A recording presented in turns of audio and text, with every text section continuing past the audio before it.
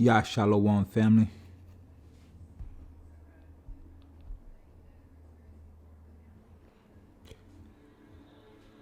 Several months ago, I did a video titled Seaspiracy. It was based on the abuse, the greed, the corruption of the maritime industry and in their dealings with the whales and the dolphins and the sharks in the ocean. It was a video Big Jude I did, and I did a response to it, and where we discussed the ills of the greedy and the rich. Tonight we're gonna touch again on the whales and the dolphins. We're gonna talk about the dolphins tonight, family, but we're gonna take another approach. I believe this is some information that you need to know, and you probably already know this, but I didn't know it. In addition to that, family, I'm gonna take a different approach in this channel. I'm gonna focus more on the esoteric, occult, hidden scriptures of ours. I had a dream about a week ago, right before I profiled the churches in my neighborhood. And the full meaning of the dream didn't come to me until I came back from Yale University, when we profiled the burial ground of the Quinnipiac Indians. I shared the dream with a sister, and she actually she shared with me what the Holy Spirit put on her heart. But it wasn't until after I came back from Yale that I got the full meaning of that dream. So in this dream, I was given a new mic, a new microphone, a brand new black microphone. And lately I have been yearning to change something. I didn't know what it was, to the point where I didn't even want to do videos anymore. I realized it was my my need to go into different types of studies.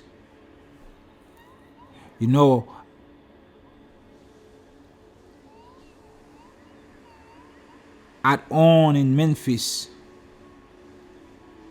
the school of the priest scientist, it would take 20 years for a student to learn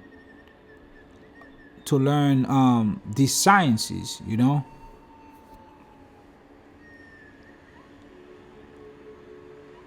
And after 20 years, they will be well versed in all the sciences: astronomy, astrology, mathematics, herbology, medicine, jurisprudence. 20 years being taught by other Druid priests, masters at the craft.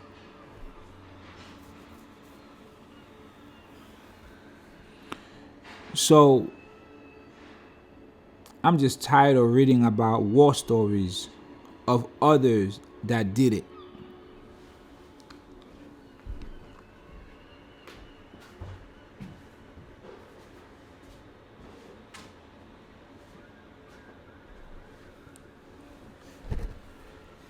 I mean, it's great that I know that Enoch walked with the Messiah, and he became Atlantean priest king, and he had great power. And in different cultures in Egypt and Kemet, they worship them as a god. They give him a name, another name. They call him Thoth. And in Greece, in Rome, they call him Hermes, and they worship him as a god. It's great to know about Abraham, Moses, Elijah calling fire from heaven on the prophets of Baal. It's great to know all these things. But I want to know for myself, what can I rearrange in my life to vibrate on that frequency with the Most High? I want to write my own book. Because I know Yahushua says, those of us right now who are doing his work, we are of the first generation. So if we are of the first generation, that means the same things that the first generation were able to do, I can do. Okay? That same wisdom that they had, I have. I want to tap into that. I want to tap into that source of knowledge. And I've had this yearning in my spirit to switch it up a bit. And I guess that's why I didn't want to do any more videos, because I'm tired of doing, bouncing back and forth from the same books. I mean, I have a lot of books in here that I've never even opened. I just buy them just to sit on them, for an opportune time. But I guess this is the time now to open these books and go into another level. I usually tell my son, you can be on level 10 and you could be good on level 10. Level 10 is pretty good, but me, I'd rather be on level 1, on the next level. You see that right there? Put me on level 1 on the next level. There's always room to grow. There's always room to know more. And I had this conflict within myself to go more into the hidden scriptures. A couple of weeks ago,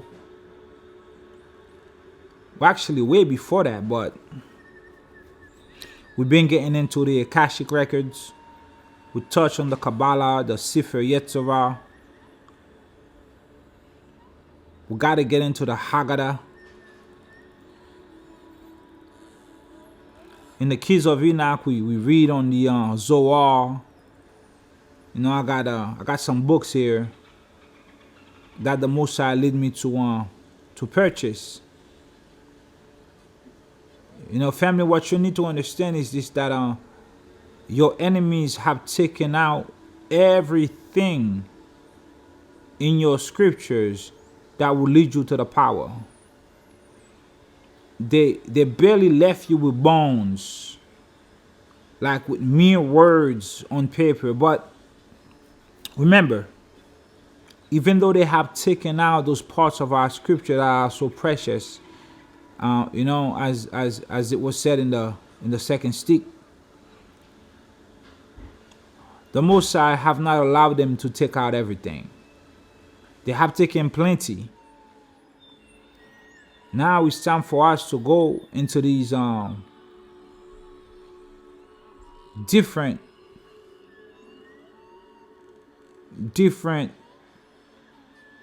scriptures and titled, they give them all types of crazy titles, like the big homie says.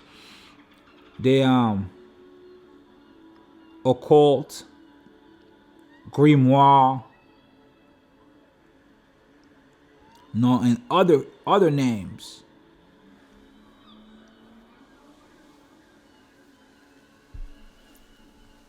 All types of crazy names.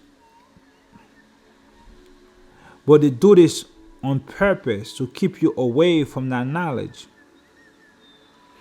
Meanwhile, they have it and they're trying to activate the frequency on that, on those books. But what happened? These people have the wrong DNA. Even though they may tap into it just a little bit, that's on a very low level of frequency. They can't really tap into it the way you would had you had these records in your possession. Now, this is not for everybody. Once again, in order for you to get to biology 1, to get to biology 2, you gotta pass bio 1. In order for you to get to ANP 2, you gotta get through ANP 1. In order for you to get to Chem 2, you gotta get through Chem 1. And you're never gonna get to the higher level unless you master the lower level. So basically what I'm saying is this: before you get into these other books, make sure you have a foundation with your first book, your first stick. Right? You gotta anchor from the first stick. You gotta anchor from because you cannot graduate to the next level until you have mastered the first level. Now, remember now, your first stick is your prerequisite. Even though it's the first stick, it's the first class, but it's very important. It's the most important because you can't go on to the next class unless you pass the first class. So I was given a new microphone, and it satisfied the yearning I have to explore more esoteric, exoteric, occult, hidden in plain sight scriptures. So this is the change that's gonna happen in this channel, family. I'm gonna bring you books that usually you wouldn't want to read. I'm gonna bring you a book. Once you see the title, if you come with the Christianity mindset, you're not gonna wanna hear what I have to say. But just remember, it's just a title, right? Once you open the book, it's a whole different topic. Remember also, everything leads to the Most High. Everything leads to the Most High. So a couple months ago, we went into that story about the sea piracy, and we saw how the dolphins were being murdered. The whales were being murdered. And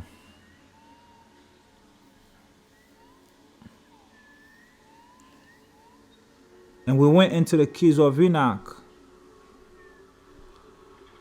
and we read key 118. And in key 118, it says that number 4, page 169, man has shown that he has lost control of his planet by virtue of the danger that he not only presents to himself, but also to the surrounding planetary environments by his pursuit of atomic energy for destructive use, also by his pursuit of greed. So because that mankind has lost control, there is a marvelous plan taking place among the children of men, among the children of light. A divine plan has been issued to balance the earth's and man's violation of cosmic law of light and love. See, that's what's happening. People violated cosmic law, spiritual law, maritime law, earthly laws. So we went into this chapter and we read the whole thing or some pages of it. So now let's approach this subject from a different angle. We're gonna go into the Essene, children of the light. Okay?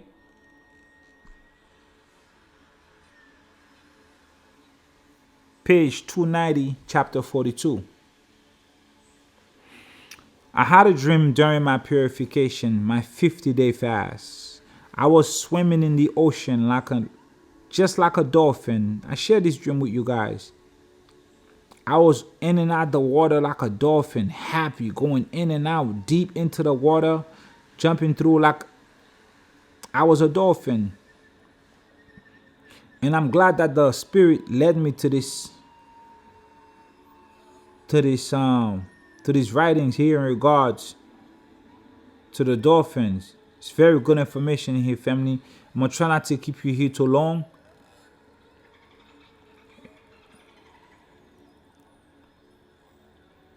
So, the triumph of the light, page 290, chapter 42. When the Melchizedeks visited the earth, they confined their contacts to the Essenes and the Druids. Now, the Melchizedeks, what you need to know about the Melchizedeks, there are several types of Melchizedek. There's not just one. All right. Let me give you a quick I don't know if the word is prelude. Let's see, what does prelude mean? Prelude. Prelude. Prelude. No, that's not it. Yeah, it could be that. Let me give you a brief introduction. Let's put it this way. On the Melchizedek's family, there are all types of Melchizedeks. Different types. The Melchizedek priesthood is one type, but there are others. Okay? Let's start here from the bottom. Don't pay attention to the names on the left. I'm just going to read it as it was supposed to be written. The Melchizedeks are found in many places apart from this planet. Number one, remember, this is a holy order, okay? And it's the holy order of the Son of the Most High. He is eternal. So this Melchizedek, it's a title actually, family. It's found in many places apart from the planet Earth. So you're not just going to find Melchizedek priests on this planet. The Most High has many worlds. Melchizedeks are found in many places apart from this planet. They are a universal order of service, and they work in many parts of the galaxy. Now, Shem, as a child, he became a Melchizedek. In the book of Remembrance, I've been saying it, his name is also Melchizedek. But as I'm reading other books, I realize Melchizedek is a title. It is not a name. Because Yahushua also come in the order of Melchizedek.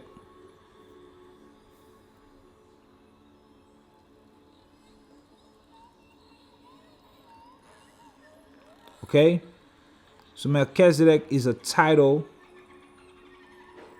It's a universal order of service.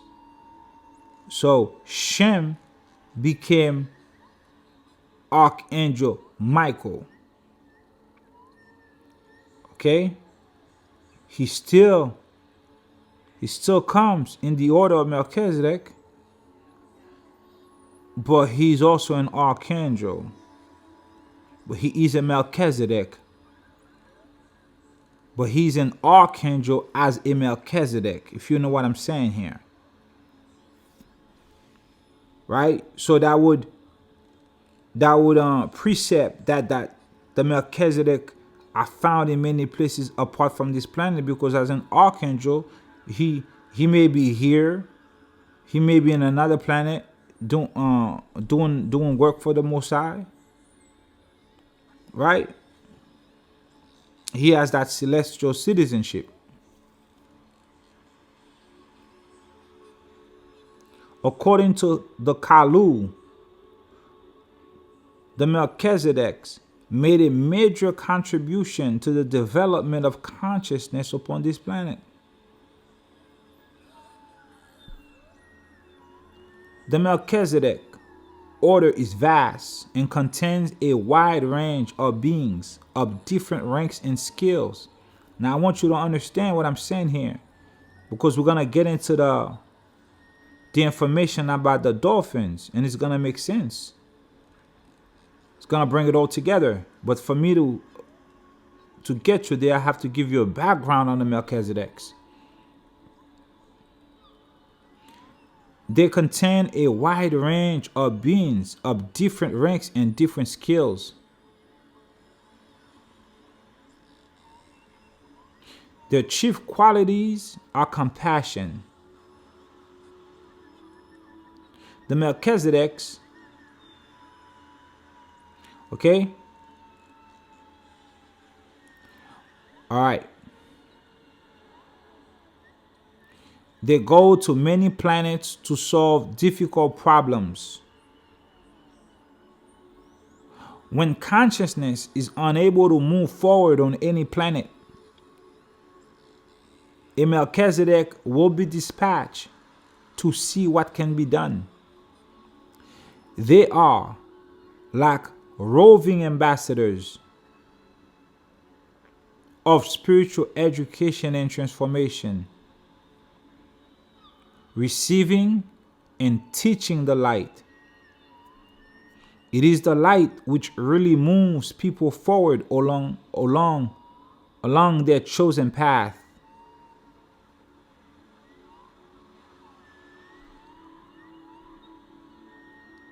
The light, much more than structures, techniques, or ideas, it is the light that moves people along their chosen path. The spirit, the gnosis, the knowledge, the wisdom. Okay? Let's go down here. Many of the Melchizedeks come from the angelic line, like Michael, Shem. He comes from the angelic line. Archangel Michael, Shem, Melchizedek. Okay, also your old father Yatzikad, Melchizedek. He's Archangel Gabriel. He was a high priest after the order of Melchizedek. So he comes from the angelic line. Just like right now, in the book of Remembrance of Melchizedek, you have the Archangel Michael with all the hosts that he's in charge of. Archangel Jaira. Okay? They're all working together to help the Christ, to help Matzah, to help Yahushai, assist the righteous in their endeavors during the tribulation time. Protecting, providing, consulting, educating, guiding, guarding, reproving. Many of the Melchizedeks come from the angelic line, and much of their work is quasi-angelic in nature in that they sweep away the problems at the lower levels in order to reach the truth, in order to connect the ones they are trying to help with the light. See, they're not here for everybody. They're here to connect the ones, the few hidden among the many. In doing so, they penetrate to the heart of things and see them as they are and not as they seem to be in this realm of illusion.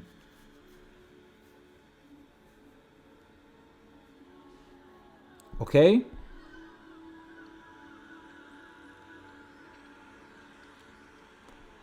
I'm going to get you one more thing. There is one important thing I must add about this order.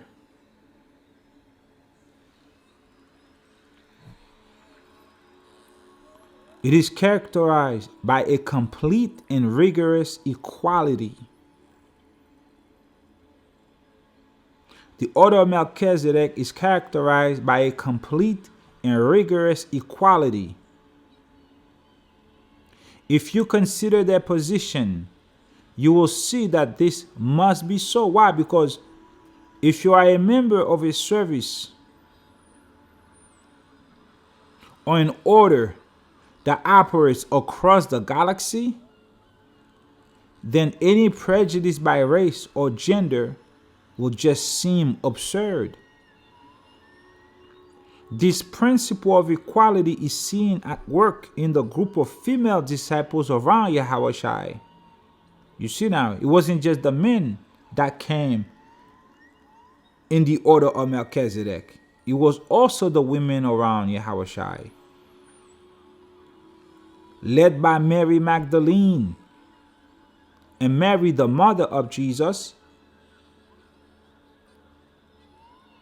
This group of women, which included his sister Claude, they formed an integrated and dedicated team.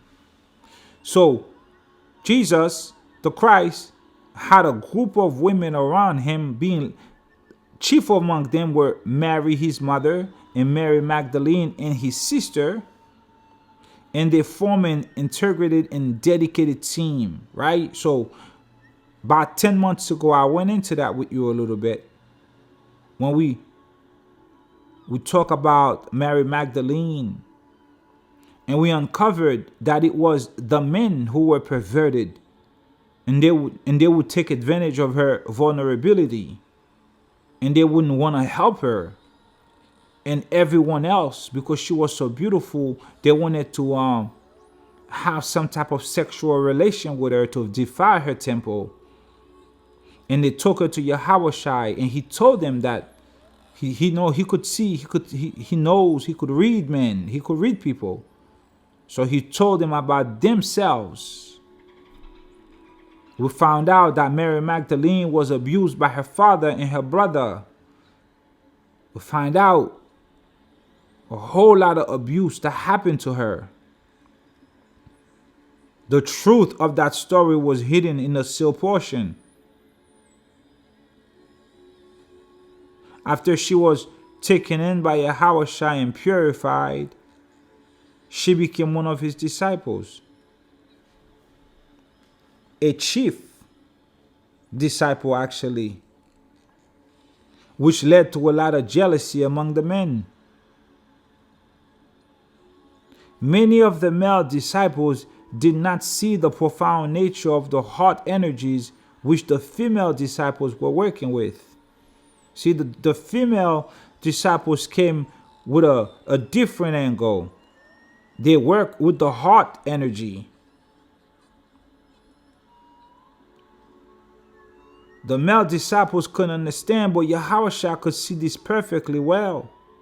However, that's why he had a special respect for the women, especially for his mother and for Mary Magdalene. Of course, his sister as well, because he loved her very much.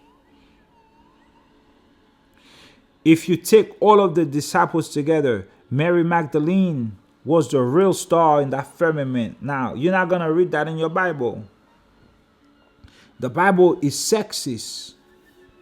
They take out the women, and you still have men, even in the walk, putting down the women. Meanwhile, the Christ, Yahushua, Jesus, Matzah, whom they claim they love, had a team of women around him, and he reverenced all of them. Mary Magdalene was the real star in that firmament. Although many of the men did not enjoy being outshone by a woman, you see, it didn't matter to Yahushua.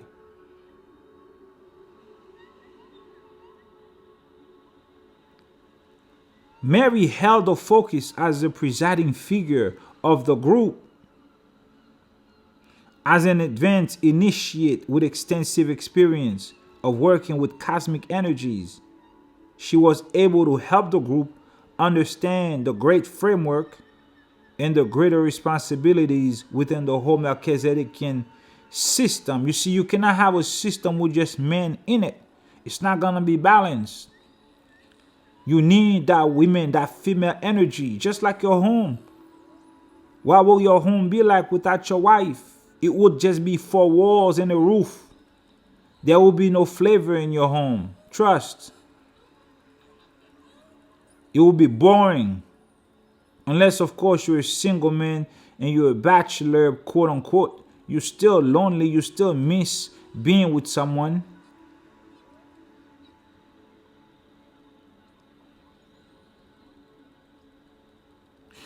In the city of Christ, when Paul went to the city of Christ, he was greeted by Mary. She was with 3,000 angels singing hymns, welcoming him. All right, so we're not going to get into the whole chapter. I just wanted to give you a quick background on the Melchizedeks. So let's go back to chapter 42, the Essene, children of the light. Page 290. So when the Melchizedek visited the earth, did they confine their contacts to the Essenes and the Druids? They did. Why? Because the Melchizedeks founded the Essenes. Let me see if I could get that for you real quick.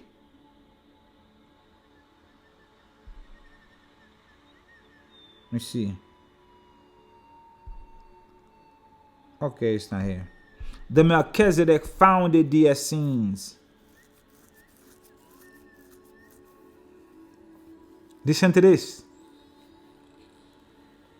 They had contact with many civilizations, but some were more open than others to such a contact. Remember, they have many skills. They come from the angelic line. Many of them, they are dispatched to different places where there is a lack of the divine light, where there are a lot of problems.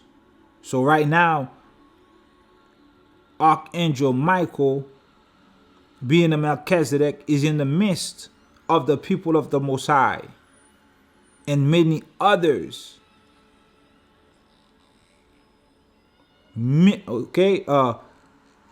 Myriads of others are in our midst. All come from the order of Melchizedek.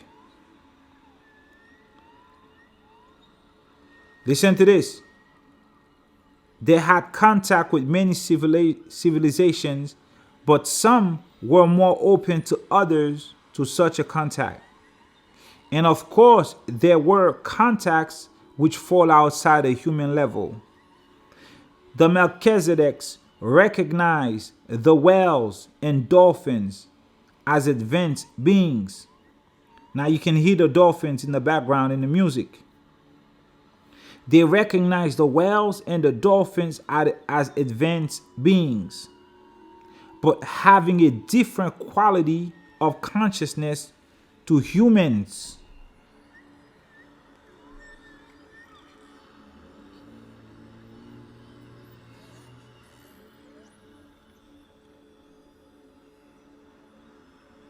Advanced beings having a different quality of consciousness to humans.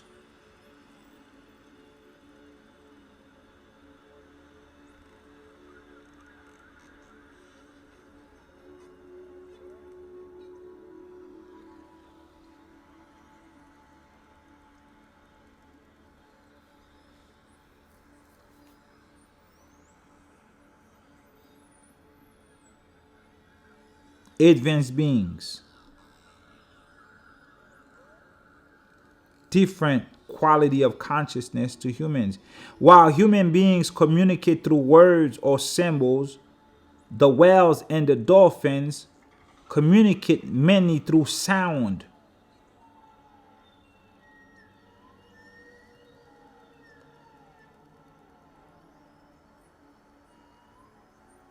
Whales and dolphins communicate through sound. Listen to this. You hear that right there?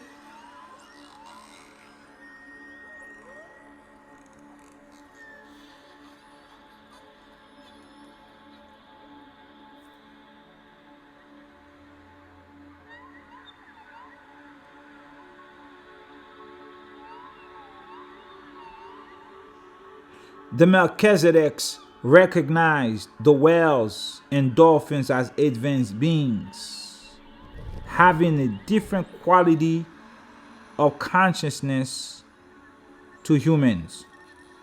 While human beings communicate through words or symbols, the whales and dolphins communicate mainly through sound.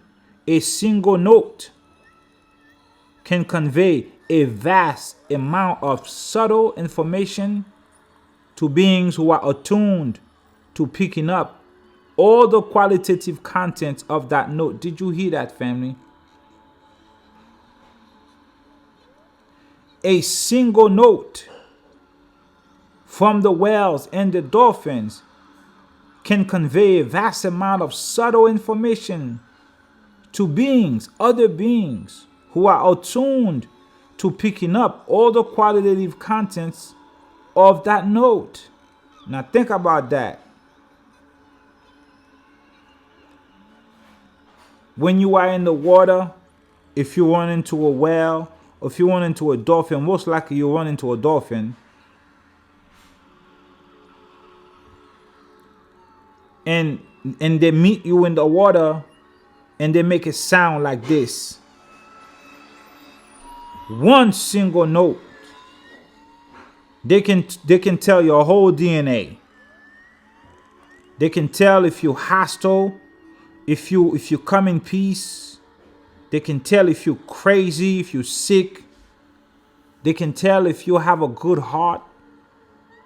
They can tell a whole lot of things about you, and on top of that, they are communicating that sound to other beings, who are attuned to picking up that sound.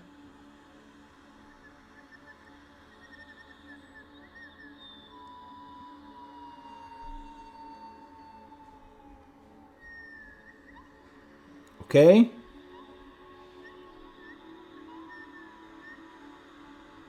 There are overtones and undertones, and the presence or lack thereof of these can be very revealing. A single tone can express the totality of your being to creatures who operate in these subtle ways. You see that, family?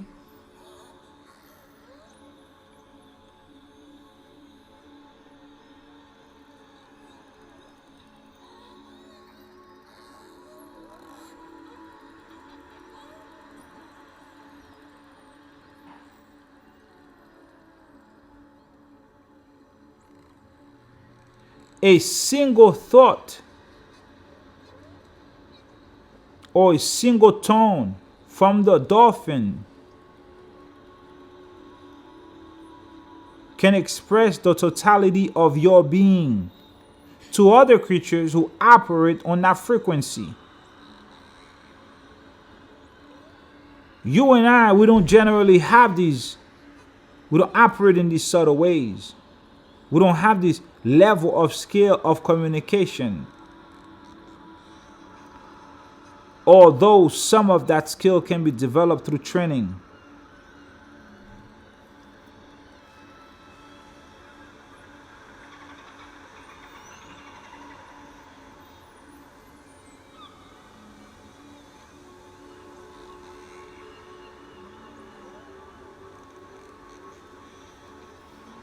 How amazing is that?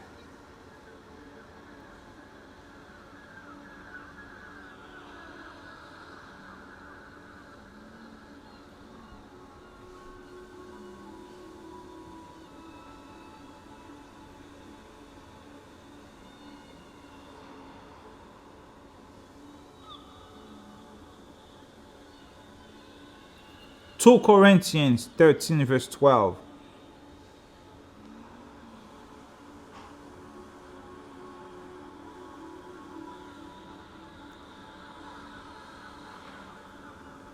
Paul says, greet each other with a sacred kiss.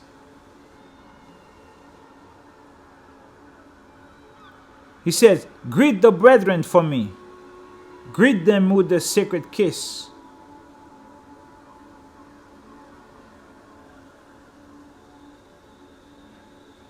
Tell them I send them my shout out. Greet them with the sacred kiss upon their foreheads to activate that portal for telethought communication. You get that from the keys of Enoch too. I forgot which key, but we went into that in the past.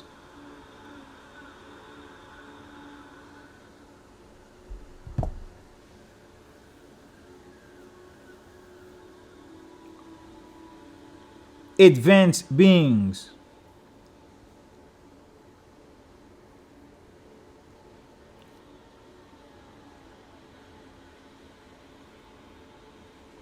Keys, page 362. Let me see.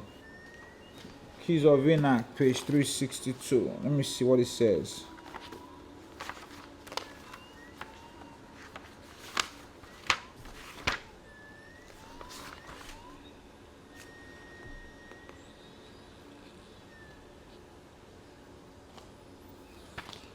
Keys, page 362, number 1. Number what?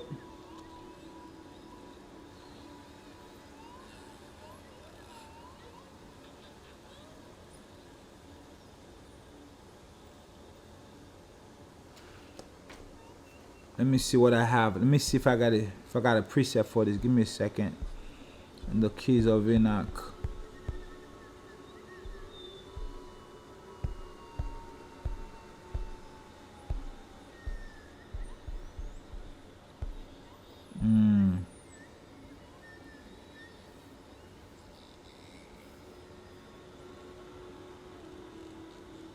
We'll get there. We'll get there. I have so much to tell you.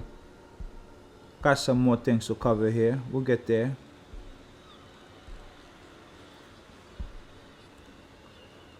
All right, family, let's go.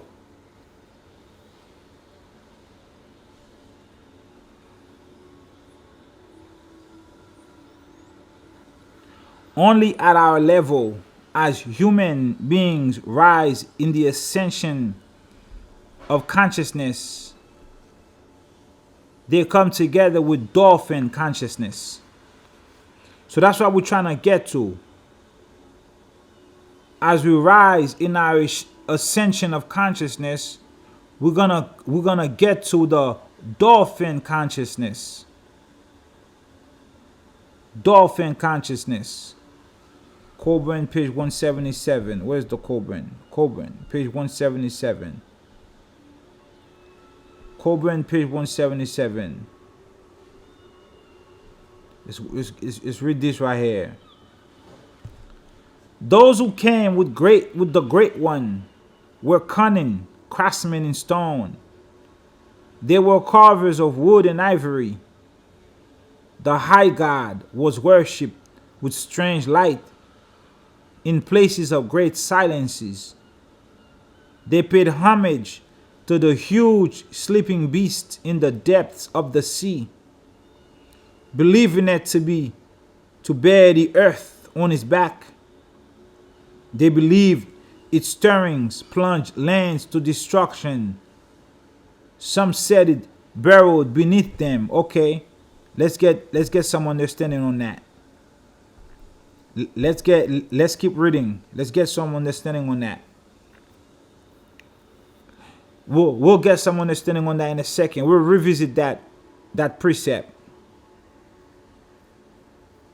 The Melchizedeks taught us that there are 3 stages in the process of rising into the light: deep knowing, integration, ascension. Deep knowing is when you know that the boundaries between yourself and other forms of life do not exist. Integration is this. Is when you learn to live upon the level of deep knowing where there are no boundaries every day.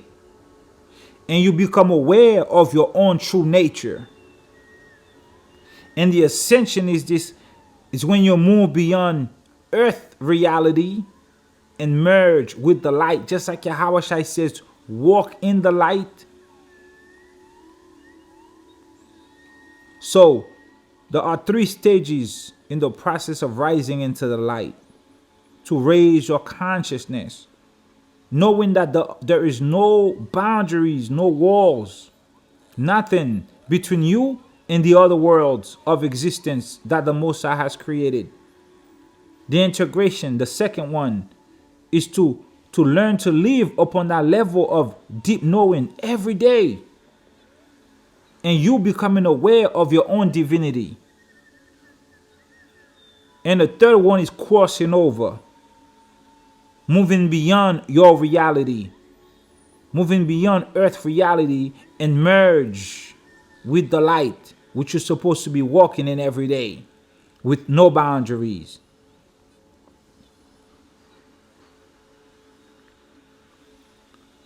The dolphins, bottom. Third Testament, page 242, number 21. Let me see.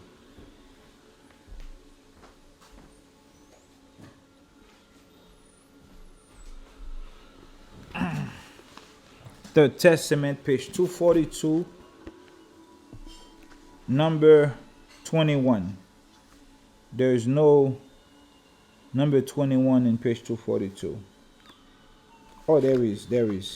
Oh, yeah, there is. Let me see. Okay. There it is. You have not yet managed to know or understand the teachings that the planet you live on offers you. And already you seek other worlds. You have not been able to act as brothers among yourselves, the inhabitants of a single world. And you wish to discover the existence of beings in other dwellings. See, we got to learn to harmonize peace among ourselves first, right? To be able to have this ascension in consciousness, the deep knowing, the integration.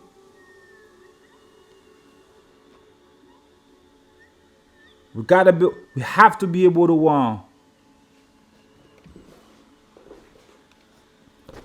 to live in peace with each other first. To understand the teachings that this planet offers us. We don't even know our world.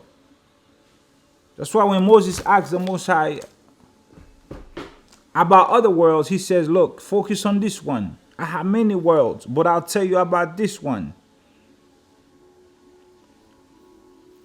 Remember, the world was created for men. The earth was created for men. The earth was created to be inhabited by men.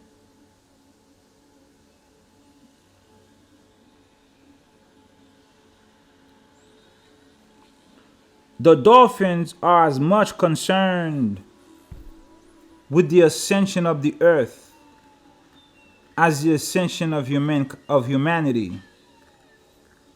Because both of these are linked. Dolphins are our lost brothers. The brothers from whom our consciousness has at one point in our history diverged. However, as we ascend closer to each other. For all forms of consciousness are needed to create the harmony of the whole. That is so true right there. We gotta be balanced. And we have to have harmony. Everything has to work as one. Because the Lord thy God is one. On the Haitian flag, we have a saying that says, unity equals strength.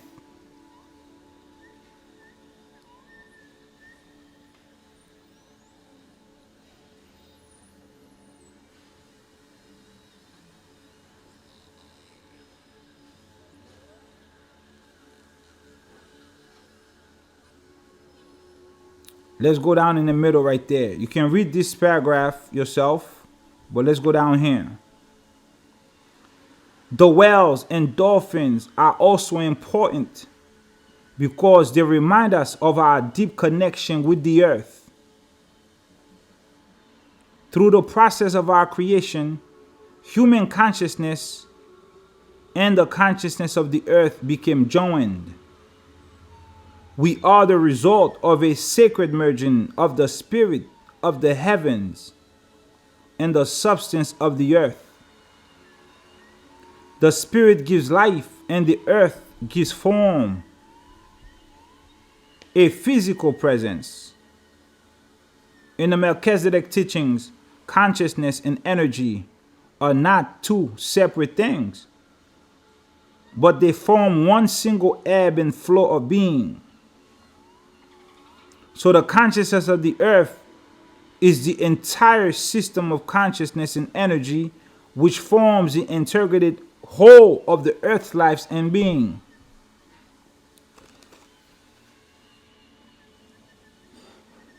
Because we are linked to the earth through our creation, the consciousness of humanity as a whole affects the earth profoundly.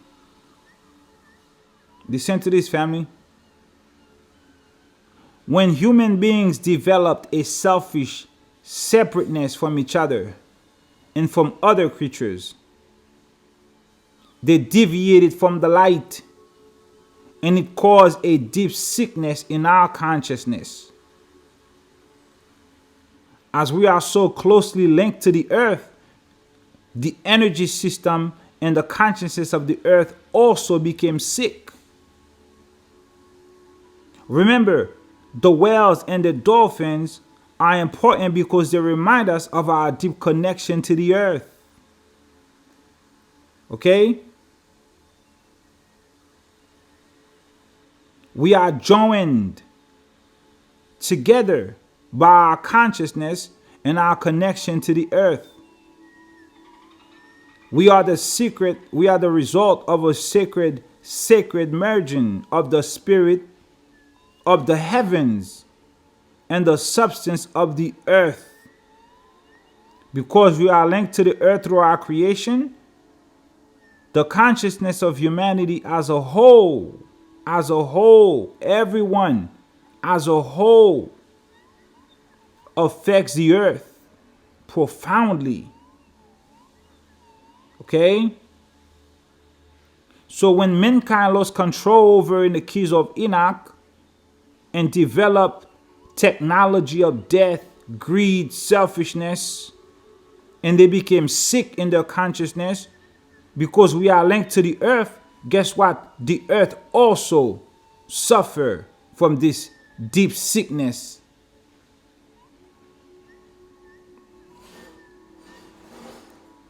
Watch this. The song of the whales calms the earth in its sickness and soothes the earth so that this sickness is bearable. The song of the whales calms the earth from its sickness and soothes the earth so that this sickness is bearable. Now we're gonna come back. Now let's finish this paragraph and we'll go and get some precept. If the sickness became unbearable and overwhelmed the earth, the tilt of the earth's axis would become unstable. If that happened, the earth would not be able to sustain its orbit. It would move rapidly towards the sun or out into the far reaches of space. In either case, life on earth would cease. Now do you see how important the whales are? Do you see how important the dolphins are? Dolphins, we are all connected. Okay? We are all connected by the spirits of heaven. We are connected by our consciousness. We are connected by our connection with the earth. when we lose our damn mind and get crazy, because we have one consciousness, everything else gets sick with us. Okay? When we get greedy, we start killing the marine life. So what happens when those greedy companies in the documentary of Seaspiracy, when they are chasing down the sharks, the whales, the dolphins, and killing them, especially the whales, what happened? They are destroying the earth. Why? Because the whales, they calm the earth in its sickness, and they soothe the earth so that the sickness is bearable. Remember, the earth is alive. The earthly mother is alive. Everything is alive. If the sickness of the earthly mother becomes unbearable, then that's it. Life would cease to exist. So now you could see now when we go back to the core brand, page 177, it says, the high God was worshipped with strange light in places of great silences. They paid homage to the huge sleeping whale in the depths of the sea, believing that the whale bare the earth on his back. Why? Because it soothes the earth from its sickness. It calms the earth from its sickness so that the sickness doesn't get unbearable, or the earth would start spinning on its axis and life would cease to exist. They believe its stirrings plunge lands to destructions. Some said it burrowed beneath them. Okay? Page 178. Who? Let's start from here. Start from here.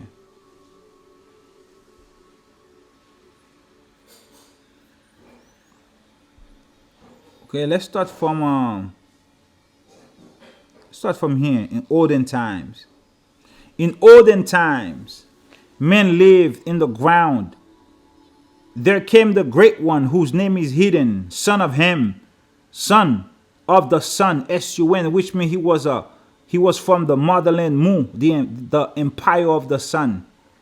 Son of the sun, chief of the guardians of mysteries, master of rites and the spoken word, judge of disputes, advocate of the dead, interpreter of the gods, and father of fishermen. From the west, from beyond Mandi, came the great one, arrayed in robes of black linen and wearing a headdress of red. In the Nag Hammadi, there is a story where Yahushua went to a city and he was saying, pearls, pearls, pearls. He was dressed in black with a red dress, with a headdress of red. And he told the disciples to go and meet him in that city and he will bring them pearls, something like that. Beautiful story in the Nag Hammadi. All the poor people come out to get pearls and everything like that. Beautiful story. Go check it out. So this man came from Mandi. What did he do? Let's go down here. He taught the songs of the stars, which now no man knows. He taught the words of the waters, which are lost. Remember that now. The words of the waters, the language of the ocean has been lost. You see, our ancestors knew how to speak with the animals. Noah had the water tablet. With that, he was able to summon the waters for the flood. He was taught by Ozine, a descendant of Shem or Shayari, son of Shem. Alright, could be wrong on that, but I'm going off the top right here. But Noah most definitely had the water tablet, and he knew the language of the waters. He knew the language of the animals. He spoke with them. Angel of Shemael taught Yatzikad the obedience of repentance, and your old father Yatzikad, whom you used to know as Adam, knew the language of the animals. He named every single one of them and gave them their created purpose. Remember. And your mother Naba joined them. This is forbidden knowledge. This is something we have to get back. Telethought communication. This is something we have lost, and that we got to start practicing to get that back. Praying to the Father to reveal to us the lost language of the water, the lost language of the animals, of the birds, of the dog, of the cat, of the fish, of the whale, of the dolphin.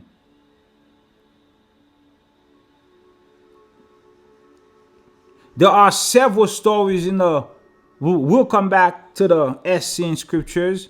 There are several stories in scripture where a disciple or the Most High sent a bird or an animal to speak. In the pseudepigrapha, volume 1, volume 2, we get the story of Jeremiah and Baruch when the children of Israel were gonna go into captivity in Babylon. And Jeremiah was crying that the Father would allow such a thing to happen, but it had to happen because of the sin of the people. And the Most High told Jeremiah, get Baruch and himself out of that. He about to set it off on the Israelites. And Jeremiah was pleading with the Most High not to allow us to fall into the hands of our enemies, because they're going to brag and they're going to say that they were able to subdue us. And the Most High told him, nah, they can only do it because I allowed them to do it. And he showed Jeremiah and Baruch the angels that were guarding the city, and that the Babylonians could not come in unless the Most High allowed them to come in. You see, family? Even though you can't see them, they are around you. They can't touch you. You're the righteous. You got protection. Unless you transgress the law, they don't have any authority over you. The Most High have to give them permission to touch you, just like he gave them permission to touch the children of Israel back then. So what happened was this. The Most High told Jeremiah he about to go into captivity with the children of Israel and everything like that. And then it happened. So in captivity, Jeremiah had petitioned the Most High to save the some dude, Abimelech.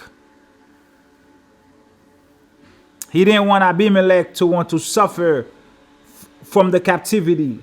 So what happened? Abimelech went on an errand to take some figs. All right? You got to read this story. It's a beautiful story. And on his way to take some figs to Jeremiah, I think, because I didn't copy the other page, he got tired and he fell asleep under a tree. And he just slept there for about 66 years or so. But see, what was recorded as 66 years was simply a moment for Abimelech, because as he slept there, the children of Israel went through their captivity in Babylonia, and he never even knew about it. And when he woke up from his 66 years of slumber, his figs were still ripe, just as he had them. Time translation, time dilation, time conversion. What seems to be 30 years for us is just a moment in other realms of existence. A day is 1,000 years, 1,000 years is a day. The Most High does not live in time. There's no concept of time in eternity. So what happened now when he woke up? Baruch now wanted to send word to Elijah, not to Elijah, to Jeremiah, that all was well with Abimelech. All right. And he prayed to the Most High on how that would happen, and he wanted to know also what was going on over there. So Baruch prayed, saying, "Our power, Lord God, you, chosen light, is that which proceeds from your mouth. We implore and beg of your goodness, O great name, which no one can know. Hear the voice of your servants, and let knowledge come into our heart. What shall we do? And how shall we send this news to Jeremiah in Babylon?" And while Baruch was still praying, behold, an angel of the Lord came and said to Baruch all these words.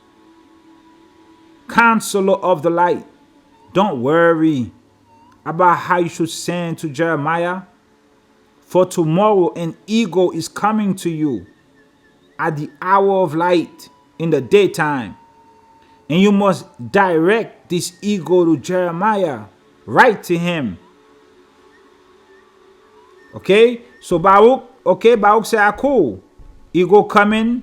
I'm gonna send a kite to Jeremiah through this eagle." And that's exactly what happened. Number 7. And Baruch stood up and went out to the tomb and found the eagle sitting outside the tomb and conversing in a human voice. Okay? See, now the eagle was conversing with Baruch in a human voice. And the eagle said to Baruch, "Hail, Baruch, the steward of the faith. You who speak are chosen from all the birds." And Baruch said so now, forgive me. The eagle said to Baruch, "What's up, Baruch? Steward of the faith?" And Baruch replied to the eagle and said, "You who speak, you are chosen from all the birds of heaven. For this is clear from the gleam in your eyes. Show me, what are you doing here?" And the eagle said to Baruch, "I was sent here so that you may send every word you desire through me." And Baruch said to the eagle, "Can you take this message up to Jeremiah in Babylon?" And the eagle said to him, "Certainly, yes, I can. This is why I was sent." And picking up the letter and 15 figs from the basket of Abimelech, Baruch tied them to the neck of the eagle and said to him, "I say to you, king of birds, depart in peace. Depart in health and carry the message for me. Don't be like the raven that Noah sent out and that never again returned to him in the ark, but be like the dove that on the third attempt brought word to the righteous one." So Baruch went ahead and gave the kite to the eagle so that the eagle can go ahead and bring it to Jeremiah and give him word that Baruch was fine and Abimelech was fine. Okay? and everything like that. This story is a beautiful story. When the eagle arrived to Jeremiah, the eagle landed on a dead person, and the person immediately came back to life. Listen to this. As they were going with the dead man and weeping, they passed by the eagle. And the eagle cried in a loud voice, saying, I say to you, Jeremiah, chosen one of God, go, gather the people, and come here that they may hear a letter which I have brought you from Baruch and Abimelech. And when Jeremiah heard, he glorified the Most High, and he went out and gathered the people there with their wives and their children. And he came to where the eagle was, and the eagle descended upon the one who has died, and he came back to life. So you see, speaking with animals was not a thing alien to the righteous. In the book of Joshua, when Joseph was sold into captivity, when Joseph was sold by his brothers, Jacob, his father, was in great distress. So he sent his sons to go out into the forest and to see which one of the beasts had ate his son. Remember, they took off his shirt, they put blood on it and brought it back to Jacob and told Jacob that a wild beast had ate Joseph. So let's read the story from the book of Joshua. What happened? Watch this. And the Lord, so watch this. So Jacob told his sons, go out, find me the beast who ate my son. Number 40, book of Joshua, page 44, number 40. And the sons of Jacob went into the wilderness to seize the beast. And behold, a wolf came toward them, and they seized them, and brought him unto their father. And they said unto the father, this is the first we have found, and we have brought him unto you, as you commanded us, so that your son's body may be found. And Jacob took the beast from the hands of his sons. And Jacob cried out with a loud voice and a weeping voice, holding the beast in his hand. He spoke with a bitter heart unto the beast. And he said to the beast, why did you devour my son Joseph? Why did you have no fear of the God of the earth, or for my trouble for my son Joseph? And you devoured my son for nothing, because he committed no violence.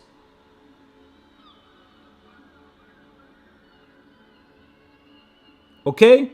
You say you devour him for nothing, and did thereby render me culpable of this account. Therefore the Most High will require him that is persecuted. So Jacob is speaking to the wolf. How was he able to talk to the wolf if he didn't know the wolf could understand him?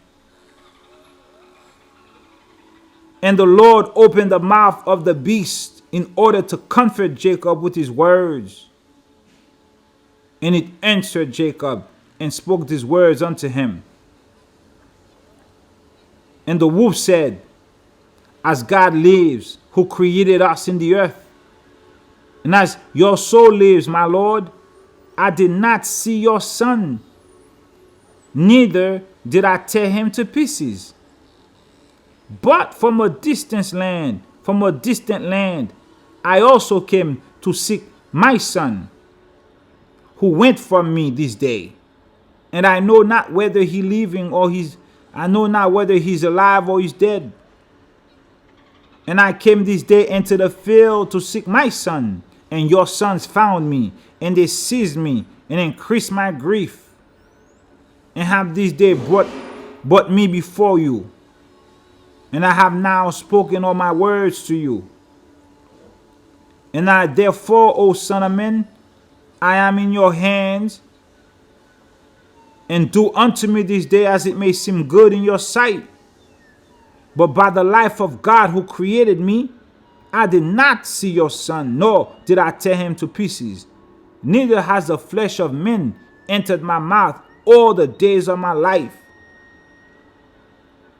Okay, now the wolf, the Most High opened the mouth of the wolf, and the wolf told Jacob, look, I didn't eat your son. Matter of fact, I'm out here looking for my child, and your sons grabbed me. You know what I'm saying? On top of that, I have never tasted human flesh. And when Jacob heard the words of the beast, he was greatly astonished. And he sent forth the beast from his hand, and she went her way. You see that? Our ancestors were no strangers to speaking to animals. So now, we'll go back to the Essene. We'll go back to the Essene. We see that the whales, they calm the earth because the earth becomes sick from the craziness of mankind, from our pollution. If the sickness of the earth becomes too unbearable, life as we know it will cease to exist. It is not until we experience the oneness of the Spirit and rise in awareness that we will heal our consciousness and will also heal the sickness of the earth. But you see, that's not going to happen for them. See,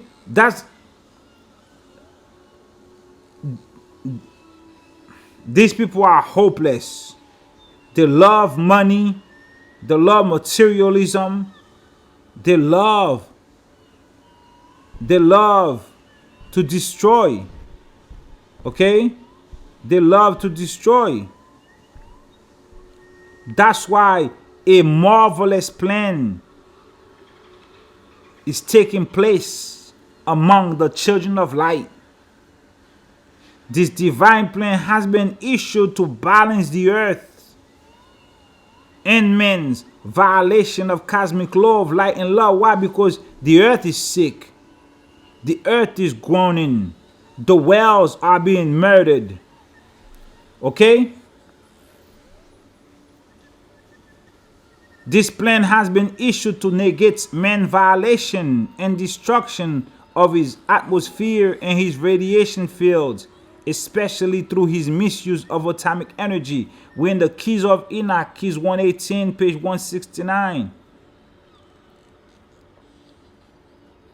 Now, because I have other things to talk about, I'm not going to stay here. This is a review for you. You could go ahead and read this page.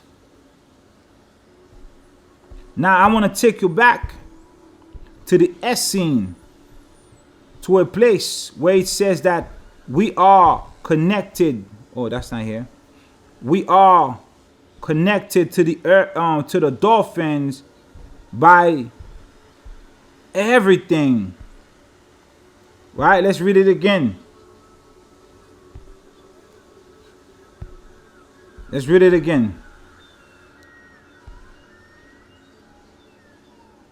The whales and dolphins are also important because they remind us of our deep connection with the earth.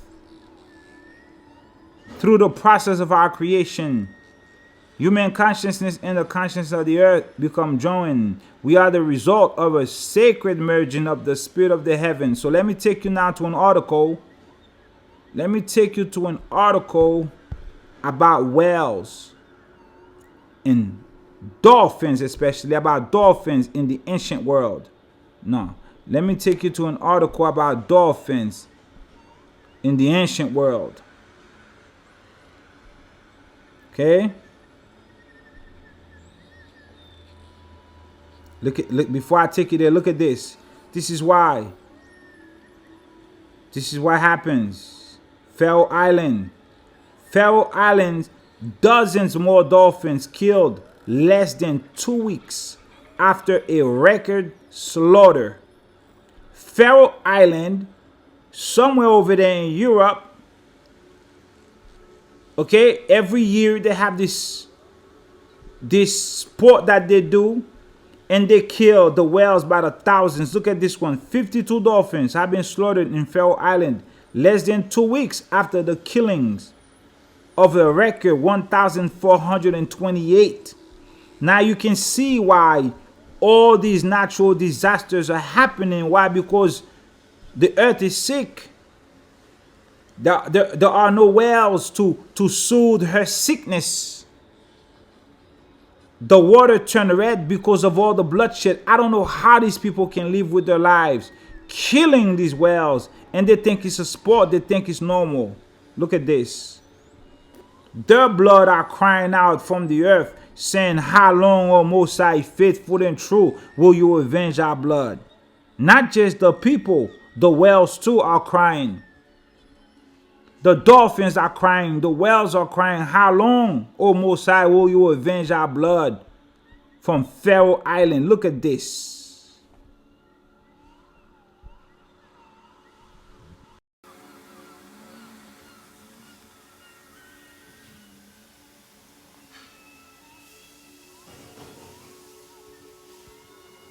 Sea of blood after annual dolphin hunt.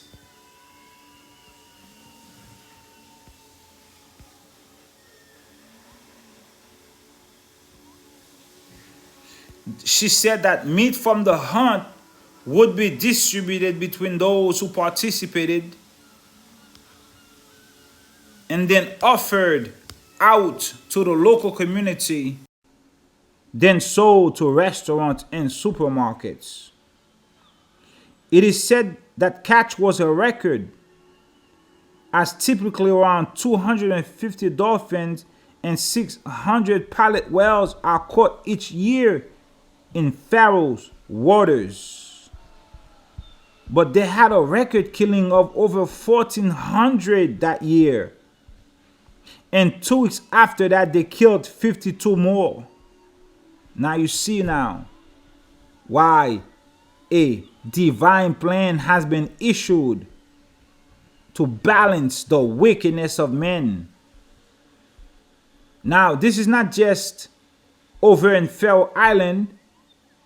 St. Vincent does the same thing. St. Vincent, well, hunting. St. Vincent does the same thing.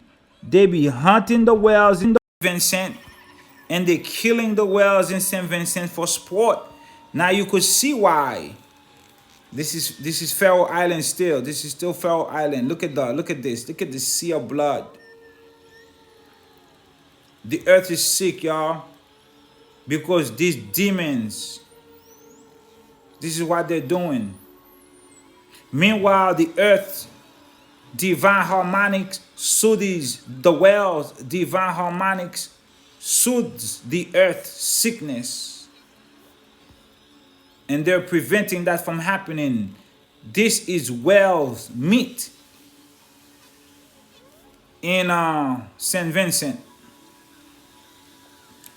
Every year they kill a few whales. It's a tradition over there. St. Vincent to outlaw killing of orcas. Now you see why St. Vincent received this volcano. Okay? This is St. Vincent right here. You see why St. Vincent received this volcano and destroyed the island. This is St. Vincent. Blood on your shores, St. Vincent. St. Vincent and the Grenadines wailing. Okay? Now they use the meat, for food or whatever. I understand all of that. There's no food to eat. You gotta eat. But let me take you to this article. I took off my mic, so I'm gonna sound a little louder. Let me take you to this beautiful article. I'm gonna post it under the video. Dolphins and healing. All the beautiful and wonderful things that dolphins can do, and how far back they go with you and I. Dolphins can assist in therapy for the sick. I'm not gonna read anything. I'll just put it under the video. Dolphins often show fondness for young children. Sometimes when a child enters a pool, with dolphins, they are immediately surrounded by attentive females. Working with dolphins has had positive results with autistic children and others with special needs. Okay, so dolphins, positive result with autistic and others with special needs. Now, we're gonna go dolphins and metaphysics. Listen to this. My friend Paul lived in Hawaii for 30 years, studying healing and doing energy work alone with others. Alone or with others. Most days, Paul swims with the dolphins, who he says speak to him by sounds or telepathically. Telethought communication, sonar sound. They have all types of speech. Depends on the species. They speak to you based on your understanding, based on your consciousness, based on your ability to understand them. Paul said they speak to him by sounds or telepathically. Paul reports in recent years their size, tones, and patterns of behavior have changed, intuitively telling him that great change is about to happen, not only where he lives, but everywhere on the planet, as witnessed by the increase in natural disasters. Why? Because the whales' songs soothes the earth sickness. There is a decrease in the whale and the dolphin. So they warned Paul of natural disasters that were to come telepathically or with sound, not just where he lives, but everywhere on the planet. Okay? Other friends who work and swim with dolphins also pick up messages of great cataclysmic changes that are coming. Dolphins in mythology, Lumeria. Lumeria is just another word for the motherland moon. Dolphins in the Pacific Ocean are perhaps a connection to the mythical Lumeria. Let's go there. Before we go there, let's see other civilization with dolphins. The Minoans. Okay? If let me see if I hit. I don't want to go in there. Let's see. Just go in there and see. Okay? So the Minoans. Okay? They love dolphins. You had the we're gonna go back to Lumeria. Give me a second. You have the Greek mythology. You have dolphins. Phalantus was another legendary character brought safely to shore in Italy on the back of a dolphin, according to Pausanias. Many clay seals and old coins depict a man or a boy riding a dolphin. So you go to the Hindu mythology, you see a dolphin right there.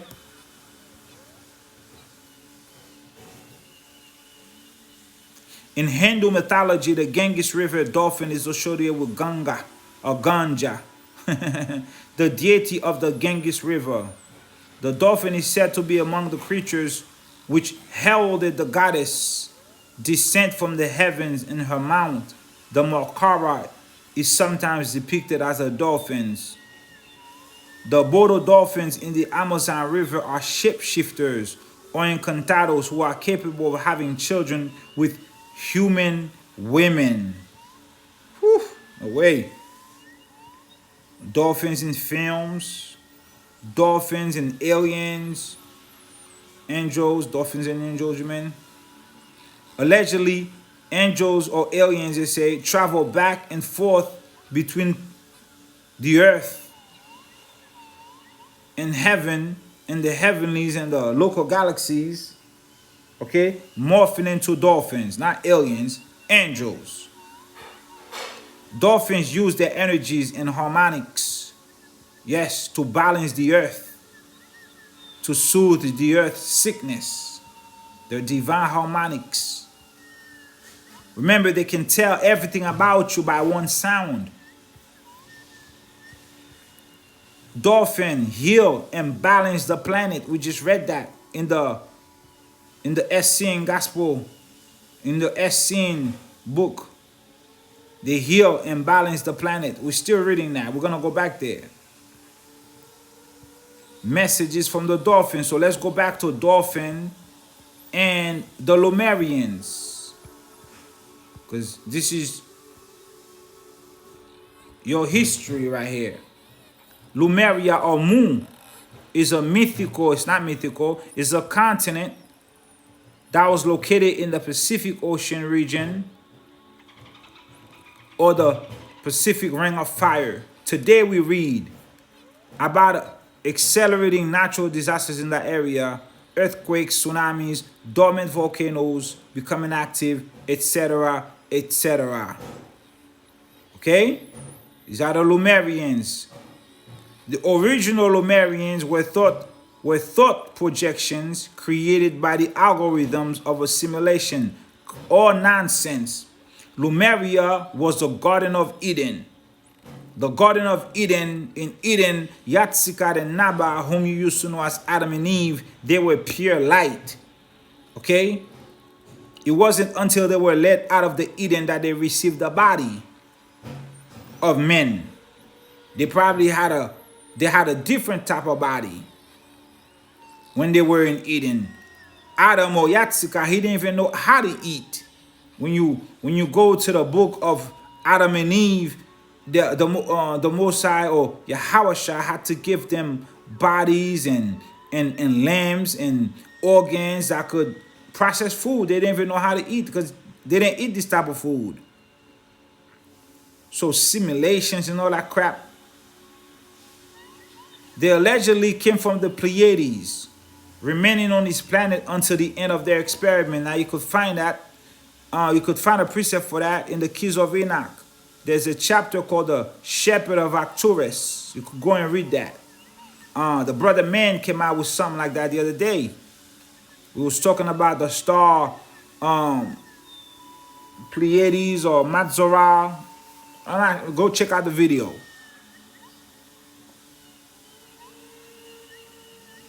They allegedly came from the Pleiades, remaining on this planet until the end of their experiment. They could move through space and time and had heightened abilities. Yeah. All that good stuff. Okay?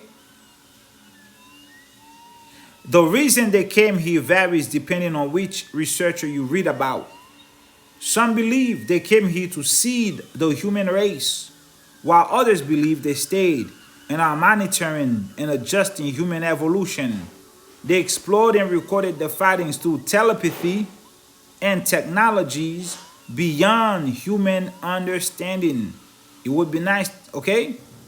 So telepathy beyond human understanding and technology beyond human understanding. So Lumeria was a massive spaceship that came from the Pleiades.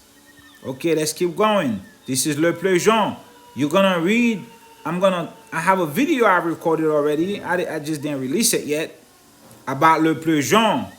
Le Plongeon was an archaeologist who moved to South America with his wife. And Le Plongeon, all right, you know what? All right, I have this book, Queen Mu. Let's read up what Le Plongeon says about Lumeria. Lumeria or Mu is the name of a hypothetical continent allegedly existed in one of the Earth's ocean, but disappeared at the dawn of human history. Okay? The concept and the name were proposed by the 19th century traveler and writer Augustus Le Plongeon, who claimed that several ancient civilizations, such as those of Egypt and Mesoamerica, were created by refugees from Moon. That's true. The original inhabitant of Egypt came from Atlantis, came from Moon, the empire of the sun, which he located in the Atlantic Ocean. Egypt was founded by Queen Moon. All right, there's a queen called Moon who founded Egypt. A refugee from the land's demise. Other refugees supposedly fled to Central America and became the Mayans. I have a book titled Queen Moon in Atlantis. I'll bring some out from there. Alright, so Le Plongeon was hanging out in the Yucatan with the Druid priests. In Tiahuanaco, he was hanging out over there. He wasn't well respected though, because he came with the truth and they hated on him. You know, they hated on him, but the natives loved him because he was a doctor, he was a lawyer, and he was giving free medication, he was rendering free medical services down in the Yucatan in Tiahuanaco, and he gained the trust of the natives there. All right, so let me just take you there, and let me just take you there. We'll come back. Let me just take you there. While I'm here, I might just take you there. Let me take you there so I don't have to make a video on it. Let's see. Let's go to Le Plongeon. Let's go to Le Plongeon. Let's go to Le Plongeon. Where is it? Are you here? Let's see. All right, let's go to Ancient Mysteries of the Mexican and Mayan Pyramids. Let me take you there one time. All right, let me see. Okay, it's not here. We're gonna go here, like right here. Let's go here. Boom. Okay, we'll come back. Right here. Let's go to Le Plongeon. Okay? Le Plongeon was okay, so I already told you who he was. He was an explorer. He was born I think he was born in Philadelphia or something like that. Nah, he's French. He's French. He was born in France, but he probably grew up in America. All right, so let's go out here. 130. There was always a certain amount of wanderlust in his personality. In 1861, Le Plongeon was back in South America, setting up hospitals. Okay, so he went to South America. He set up hospitals. He got married, and down here, he was rendering medical care to the natives, to the locals, and he gained their trust.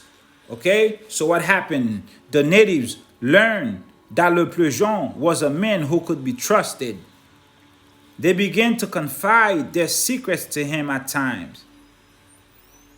At times, a native would guide the doctor to unknown ruins. At other times, Augustus Le Plongeon and his wife were taken back into the jungle to the secret meeting places. To do what? Where the natives gathered to hold their ageless rituals. Now I'm reading this and I'm violating every period. So because he was giving them free medical care, they saw him as someone that they can trust. So what happened? Remember, he was an explorer. So what these people did back in the day to gain access to our records, to gain access to the natives, to gain access to those old ruins, old temples, they would become they would go and study medicine, and they would go down all over South America, all over America, and they would give free medical care to gain the trust of the people. There is a dude in here. We'll come back to Le Plongeon. There is a dude in here. His name is Abbe Brasseur. Abbe Brasseur, he became a priest in Rome just to get access Let's read about it. The next scholar to consider Atlantis and Mesoamerica was Abbe Brasseur de Bourbourg, whose appetite for mysteries had been whetted as a teenager in France. Check this out. Abbe Brasseur said this: I decided to study the priesthood in Rome, figuring that role would allow me access to the world's great libraries and archives. You see that right there. How far would you go to gain access to the records of the Hebrews? Well, for Abbe Brasseur de Bourbourg, he became a priest in Rome to get access to the archives in the Vatican. He said, the hell with that. He said this: while a journalist might be suspect, few people would refuse a priest a glimpse at rare books or old manuscripts. Remember, unassuming, this dude Abbe Brasseur de Bourbourg, he wrote the Papal Bull, right? Okay. I don't know if he wrote or he translated, but the Papal Bull is associated with his name. All right. Now check this out. You see what they do now?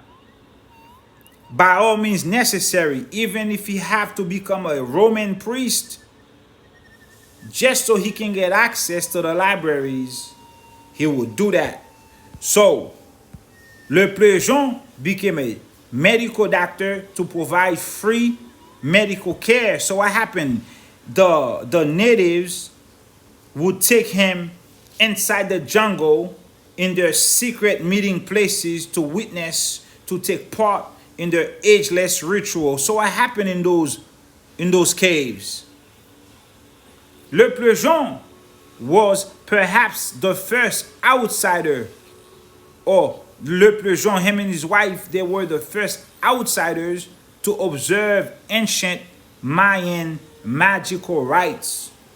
During these ceremonies, they watched as the Druid priest made clouds suddenly appear that allowed the wise men to become invisible. Now, did you hear what I just said, family?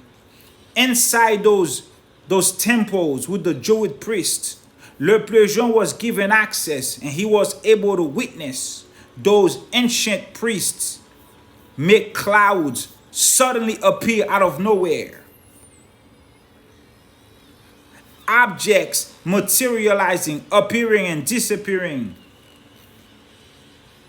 The walls of an old temple suddenly glow with a bright light from an unknown source. Then the illumination, on order from the priests, burst into the image of flames, only to extinguish themselves when the wise men waved his hand. This is what happened in the temples in the Yucatan, in Tiahuanaco, in South America. Back in the jungle, in the secret meeting places where the natives gathered, they mastered matter. They did things straight from ether. Fire, objects appearing, disappearing, clouds coming out of nowhere. And with a wave of their hand, the flames would disappear. All right? I just want to have to deviate real quick. And we're going to go back to the dolphins. We're going to go to Lumeria. And we were talking about the Lumerians and the dolphins and Le Plongeon. Le Plongeon right here. All right? So you could read that. There's a lot of things associated with this dude. Toronto Codex and all that other stuff. You know? Like I said, he was not well respected. They hated on him because he came with the truth. He told the truth to the best of his abilities. And his colleagues didn't want to have nothing to do with that. Okay? James Churchward was another one. Okay? This is some drawings in the Mayan glyphs. depicting cataclysms and earthquakes and volcanoes that allegedly sank the continent of Moon. This is an old map of Atlantis, North America, Africa, Europe. This is the symbol of Moon. Okay, with the swastika, they're telling you it's the same thing. That's where they got it from. All right, what does that got to do with the dolphins? We're gonna get right here. Okay, so it's just that the article is all together, so you could get this everything here about the continent of Moon, and then they take you to the dolphins. Let's go to the dolphins. Spiritually, some people associate Lumeria with dolphins and their connection to other worlds and entities, angels, who monitor the planet and either create the accelerating natural disasters or prevent them from destroying it. Remember back in the Essene book, okay, we read about the whales and the dolphins soothing the earth from its sickness. And if the sickness becomes too unbearable for the earth, there will be natural disasters on a level that we have not seen before. Life as we know it will cease to exist. So you have angels monitoring the planet, which we know all the angels are here in the midst among all of us. Okay? Okay? Responding to all of our prayers. That's why we are seeing an elevation, a surplus in natural disasters all over the earth. Okay? Because the angels are in the midst. So let's read again. Spiritually, some associate Lumeria with dolphins and their connection to other worlds and entities. Angels who monitor the planet and either create or accelerate the ass whippings, the disasters, or prevent them from destroying it. This all seems to be a part of a greater plan as a journey of humanity evolves into something else. Yeah, we are approaching the end of a cycle. Okay? The limitation for wickedness have reached its peak. The Most High is sick and tired of all these disgusting materialists abusing the earth. Okay? They done raped the earth. There's nothing more for them to take. They done took advantage of the people of the Most High in every dispensation of time. Your time is up. It's over. Okay? This is the end of your world and it's the beginning of our world.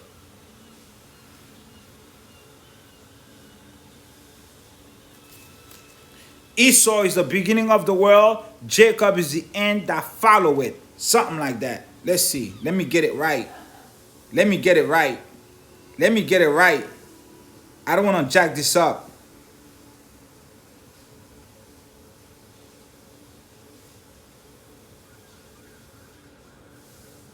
I don't want to jack it up. So Esau is the end of the world. To Esdras 6 verse 9. For Esau is the end of the world. Yes, this is the end of Esau's world. Okay? For Esau is the end of the world, and Jacob is the beginning of the world that follows the end of Esau's world. 2 Esdras 6 and 9.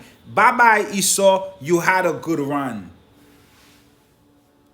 Now, it is our time to reconnect back with the dolphins and communicate telepathically. Family, this is why you have to work on your telepathic communication with your wife, with your husband, with your children. This is why you have to petition the Father to unlock that part of your brain so you can speak again the dolphin codes, the language of the waters, the language of the plants, of the trees, of the birds, the ancient language, the forbidden knowledge. Okay? The pure language. All right? Some speculate that the Lumerians were at some point telepathically linked to the dolphins. Their tones called dolphin codes. Okay? This Inca stone in Peru depict the lost continent of Lumeria. So there's a lot of things on dolphins. You understand? So dolphins are beautiful, amazing, beautiful, gorgeous, intelligent creatures, and we are connected with them. And basically, they are our brothers. They're like much advanced than us. They have two brains. When they sleep, one brain is functional, one brain is asleep, so they can see their prey. They're extremely intelligent. That's why they get along with humans so well, because it is said that there are ascended human beings, and they just inhabit that part of the world because they transcend, and they have become so high up on the ladder of ascension, and they are in the waters monitoring things, keeping the earth from getting too sick, from actually destroying. Okay? Healing, mythology, and metaphysics. Okay? So here you are with the dolphins and everything like that, in different civilization that reverence them. Okay, so let's go back over here. Let's see what else I have for you in here, because I do have a little bit more for you. Okay, I do have a little bit more for you in here. Okay, so let's go back to page 292. The whales and dolphins are also important because they remind us of our deep connection with the earth. Remember that. They remind us of our deep connection with the earth through the process of our creation. The human consciousness and the consciousness of the earth became one. We are the result of a sacred merging of the spirit of the heavens and the substance of the earth. So now you got to go and read about the angel of Shemael. The spirit gives life and the earth gives form. The earth that gives you form also fashioned the whale and the dolphin. And the same spirit that gives you life also in their lungs. Okay? The song of the whales calms the earth in its sickness, and soothes the earth so that the sickness is bearable. If the sickness becomes unbearable and overwhelm the earth, the tilt of its axis would become unstable. If that happened, all hell breaks loose.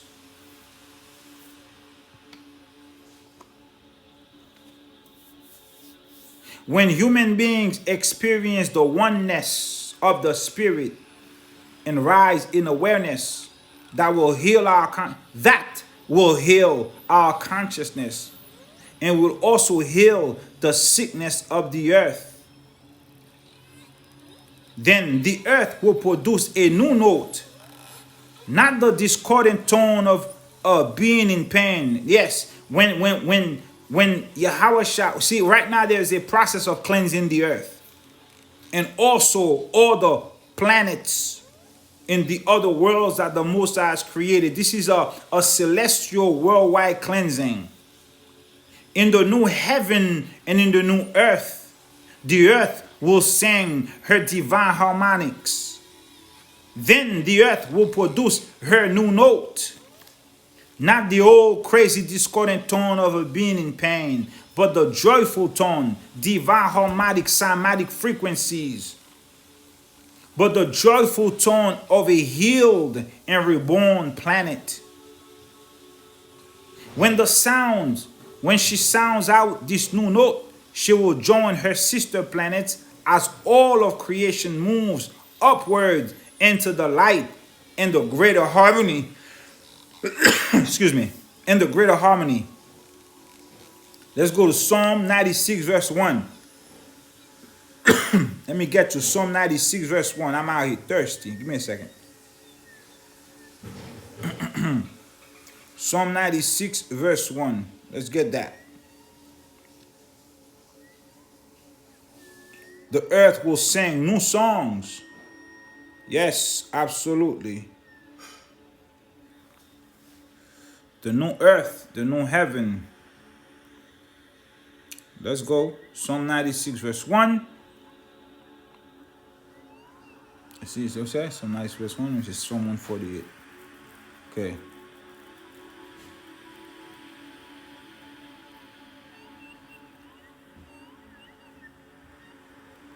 I don't know where I have that there. Forgive me. Let's go to Psalm 148. Let's see. Thank you, baby. Appreciate it. Saved by the wife. All right. Psalm. Hold up. Let me see a second. Psalm 96. Where's my 96? Trying to play me right now. Let's see. Psalm 96 verse 1. Go. Boom. Okay.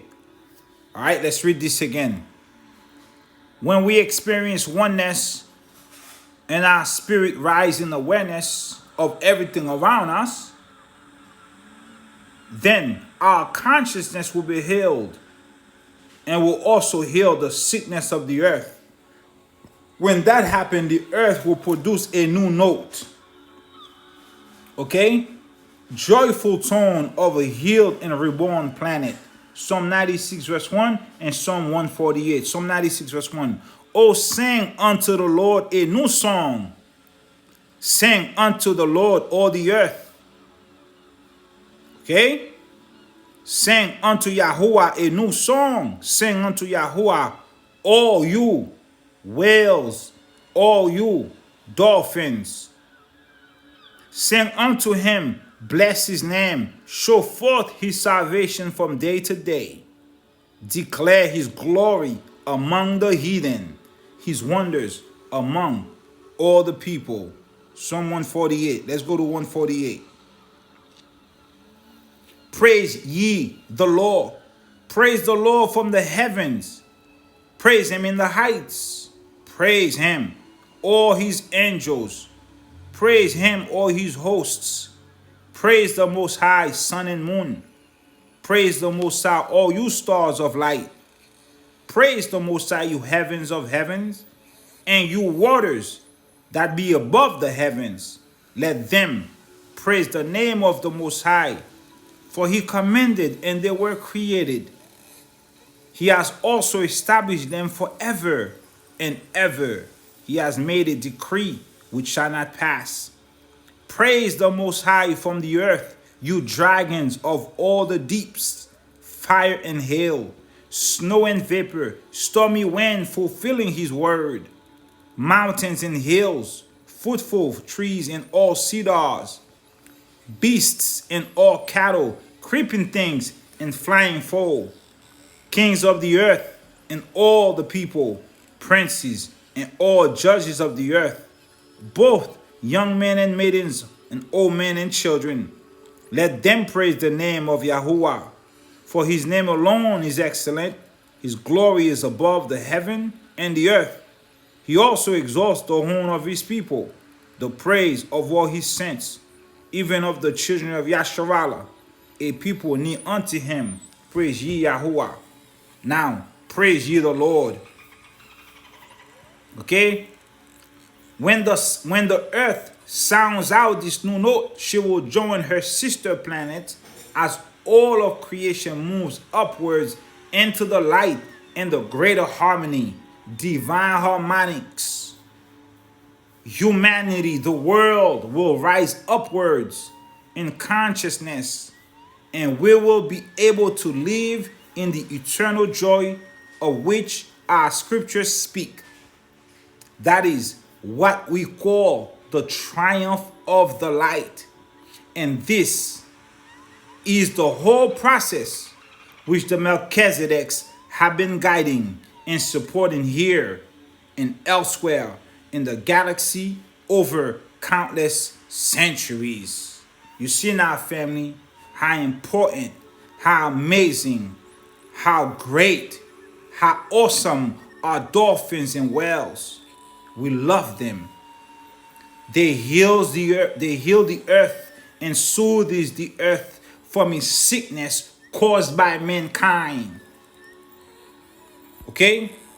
Mankind who have lost control of everything. And now they must pay. They must pay for all their wickedness. They must pay for all their sins and all their iniquities. Let's go back to the keys of Enoch, keys 209.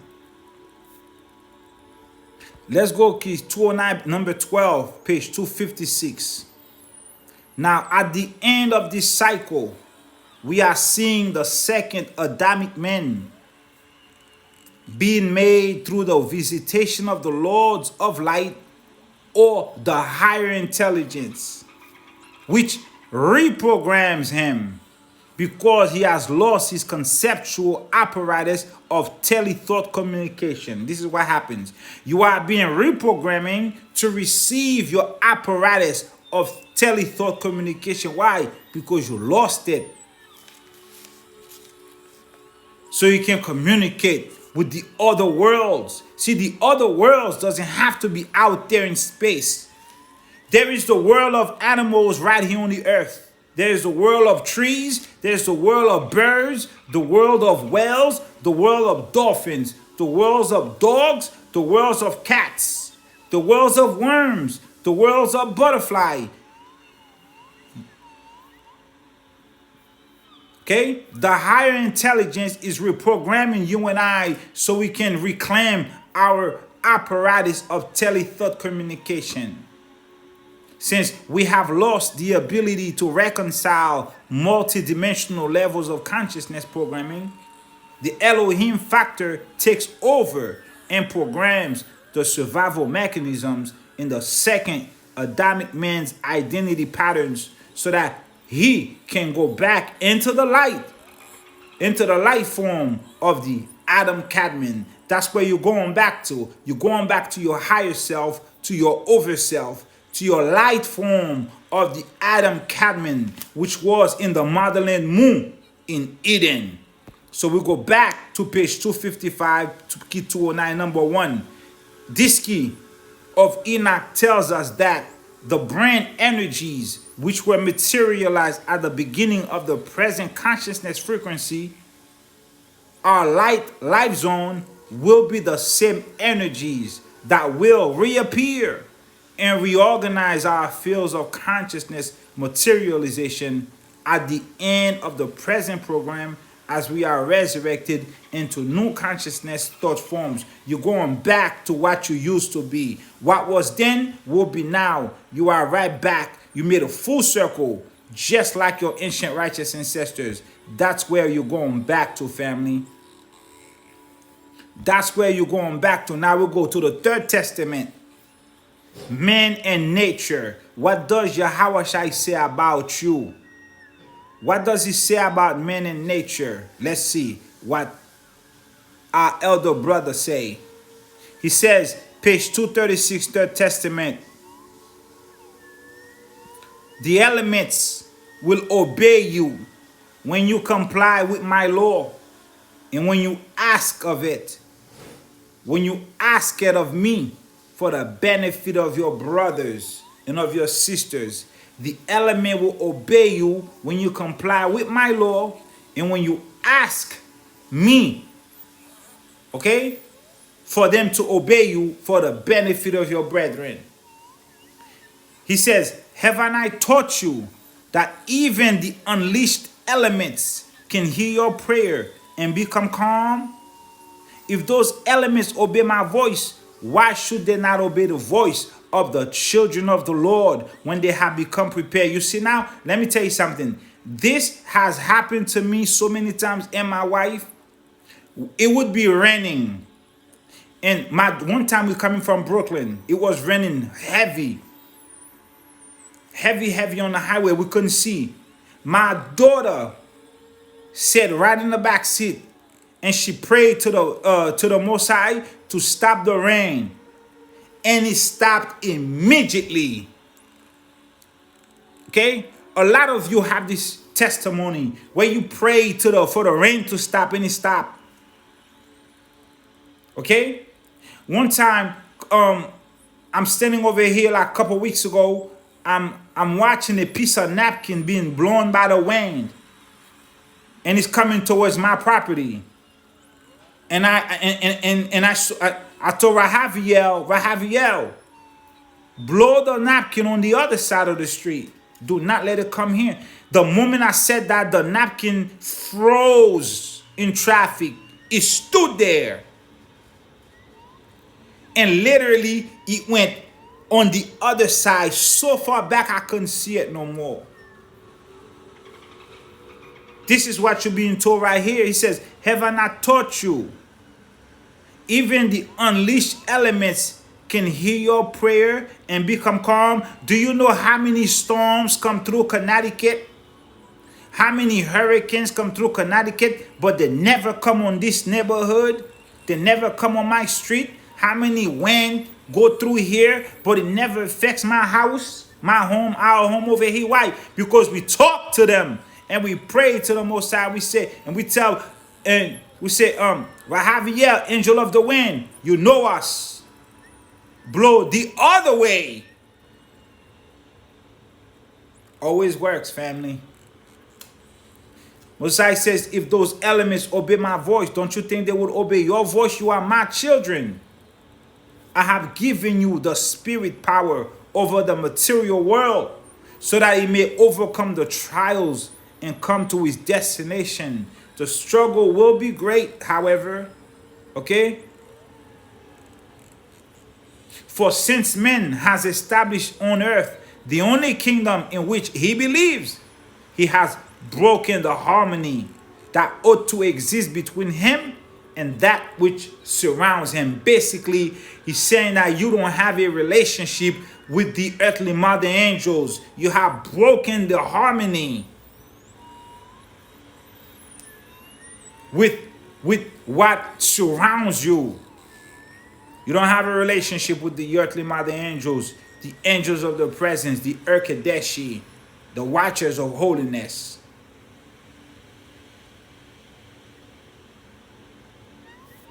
Okay?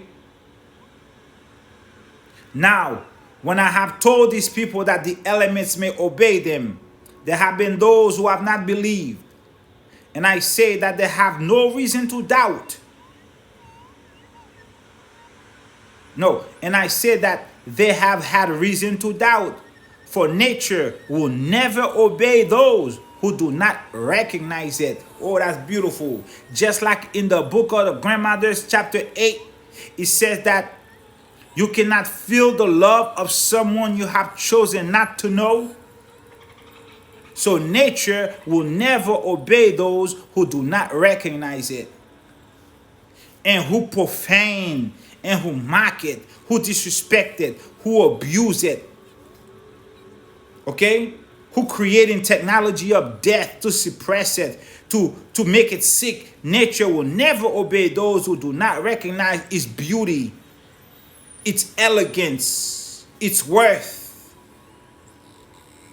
You know, anything you start taking for granted will leave you very, very shortly.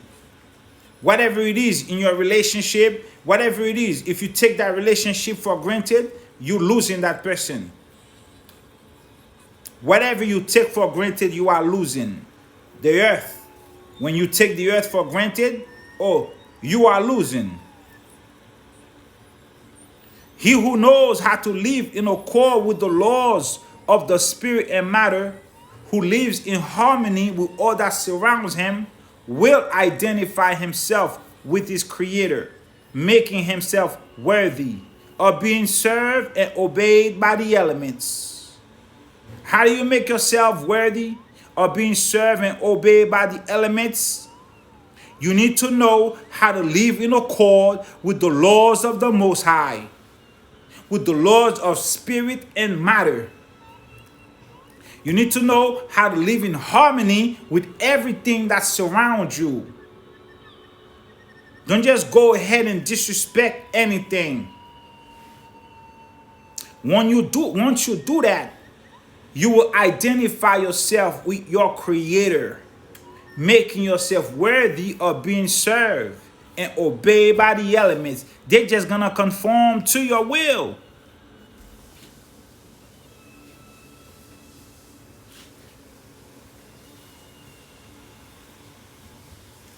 I neither lie nor exaggerate when I tell you that the elements can hear your voice and respect and obey you. Yes, they can. They are all angels.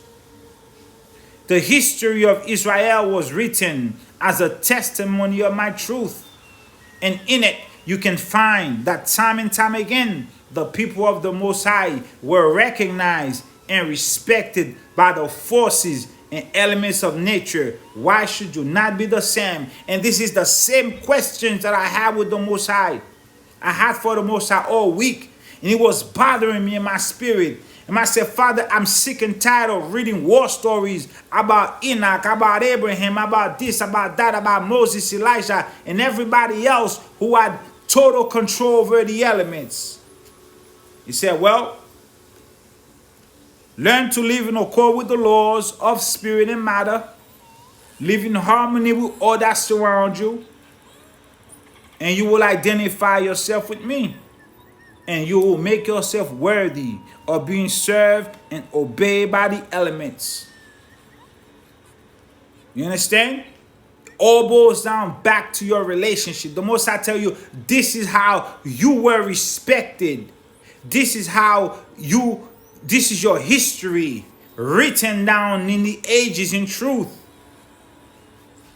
The people of God were recognized and respected by the forces and elements of nature. Remember when Enoch prayed to Yahweh, when those people were coming up against his city, Yahweh told Enoch, get yourself down from the hill.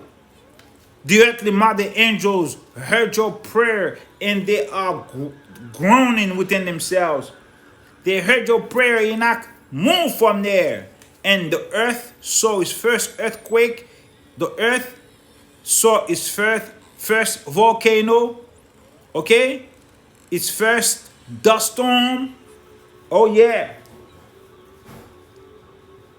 The history of Yasharallah was written as a testimony of my truth. And in that history, you and I, we can find time and time again, the people of the Most High were recognized and respected by the forces and elements of nature. Think about Moses in Egypt. Think about Moses in Kemet. That's how they recognize you.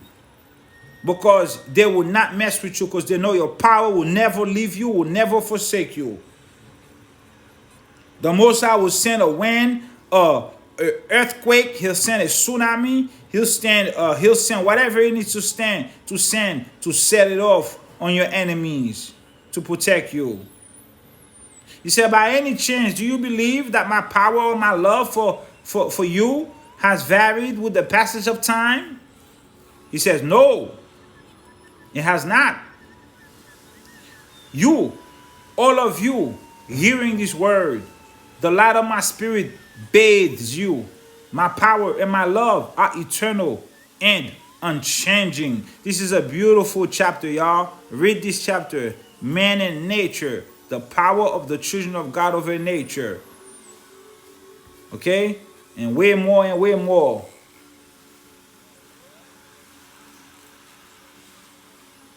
Let's read number 28. He says, do you see the unbalancing of the elements of nature?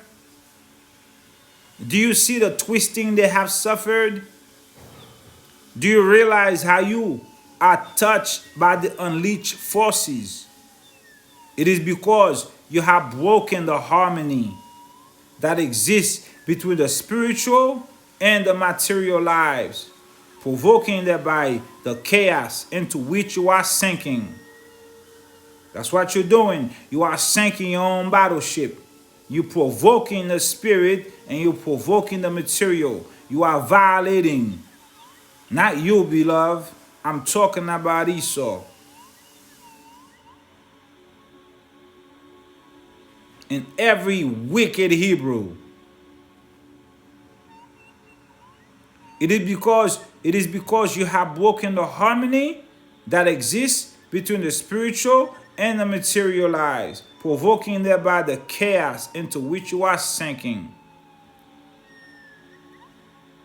But when you become obedient to the laws that govern life, all will return to peace, abundance, and happiness. Excuse me.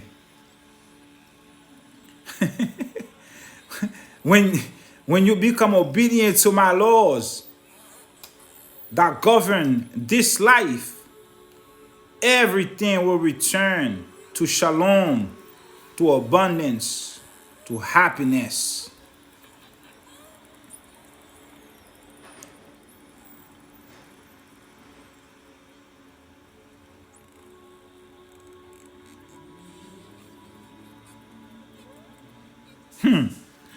You gotta finish reading this on your own. This is some beautiful reading here. He said, the elements of nature in your hands can change from friends and brothers to judges who punish you severely.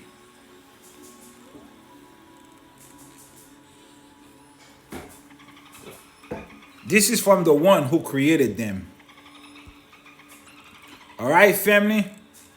This is all I have for you. I wanted to show you something, though. Let me show you something in Cusco. All right? I read to you about the ancient mysteries of the Mexican and the Mayan pyramids. I took you into the caves where Le Plongeon witnessed the magic of the Druids. But let me show you something else. Watch this. This is a temple in Cusco. Look at that. Look at that right there. Look at that on the mountain. Look at that brother with the afro and the beard. That mean mug right there. Look at that right there. Let me show you something else. Watch this. Look at this.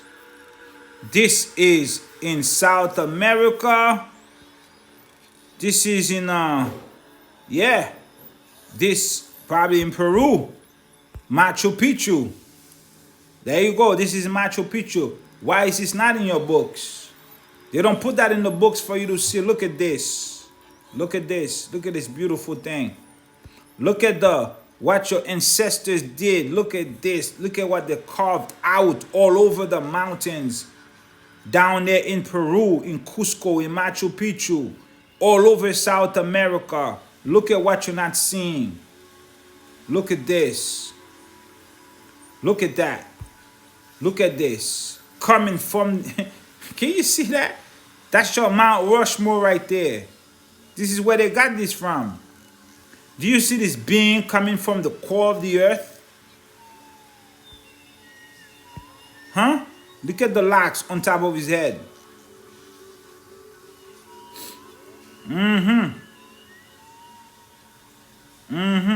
Look at the features, y'all. Look at this lion. This is ancient architecture. Ancient. But beautiful. Okay? You want to know how it was built? Do you want me to tell you? Do you think somebody carved this out with their hands? Is that what you think? No. Our people was grand. Our people was, they had the power, they had the mind of Christ.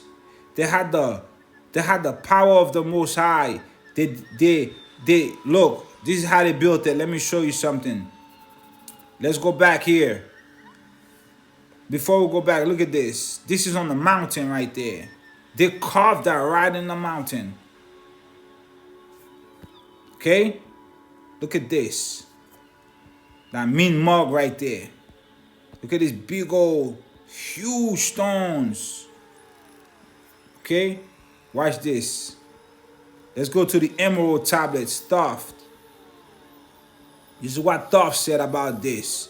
And this also gonna cover what we read in the caves with the Druids in the Yucatan, Tiahuanaco. Listen to what Enoch says. He says, I found some who had conquered the ether. Who conquered the ether in the Yucatan, Tiahuanaco, in the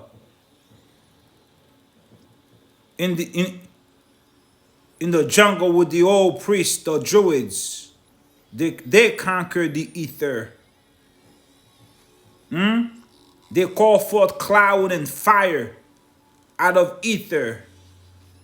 Objects appearing and disappearing at will, at their command. Enoch says, I found some who had conquered the ether, free of space were they, while they yet were men, using the force. That is the foundation of all things. For what? They used that force in space, constructed they a planet, drawn by the force that flows through the orb, condensing, coalescing the ether into forms that grew as they willed. Did you hear that, family? They create from ether as they willed, outstripping in science they, all of the races, mighty in wisdom, sons of the stars, all of you, mighty in wisdom, all of you, son of the stars, create from ether. What else? Far in the past, they had conquered the ether, freed themselves from the bondage of toil. They formed in their mind only a picture and swiftly created it, and it grew. They formed it in their mind. Only a picture swiftly created, it grew. Far in the past, they conquered the ether. I found some who had conquered the ether. I found some who had conquered the ether. Okay? That's what Enoch is telling you. Thoth is telling you. He found some who conquered the ether. Okay, this was frozen on me. I found some who had conquered the ether.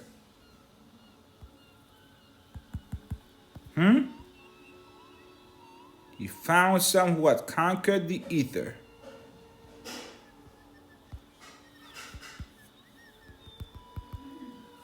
All right, this is frozen on me. It's all good and dandy. All right, we're done, family. I pray that you learn a little something tonight. Okay, I pray that you learn something different about the whales. I pray that you learn something different about the dolphins, how they sustain the earth. Okay, how they maintain the earth from breaking apart, how they prevent everything from basically destroying. Okay, because of how the materialists have hurt the earth by their atomic energy, their technology of death, by killing, by sea piracy, okay, by killing the whales, the dolphins, by taking them from their natural habitat and putting them in captivity, by dumping chemicals in the ocean, by senseless bloodshed of the ecosystem in the ocean. The marine life has been violated. And Enoch just told you he met some who conquered ether. All they had to do is start it, and it came through. All they had to do is to think about it, and it happened. This is why you see all these marvelous things over there in South America, and you ask yourself, how in the world did they build that? By thought, by mind, by faith, by might, by relationship, by the power of their God. They had it in them, and we damn sure have it in us, because we are starseed.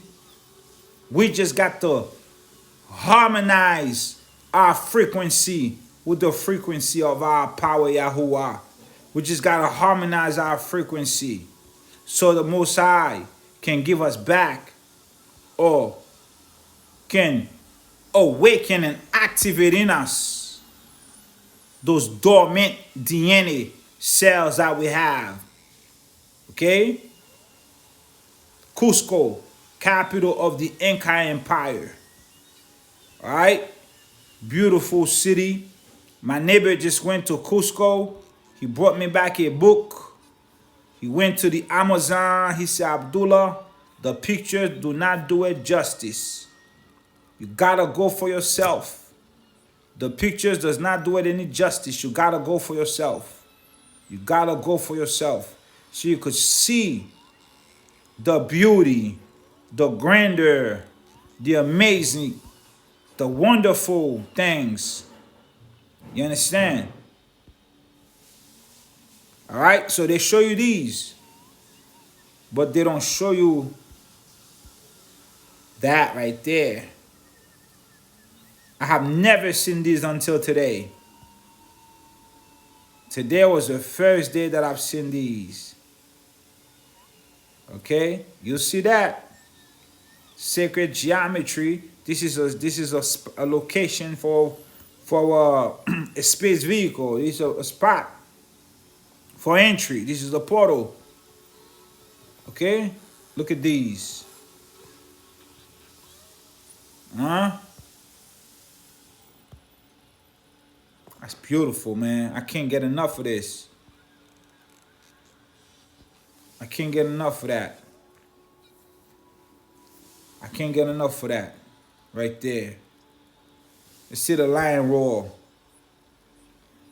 Let's see the lion roar. Hold on, let's see a better one.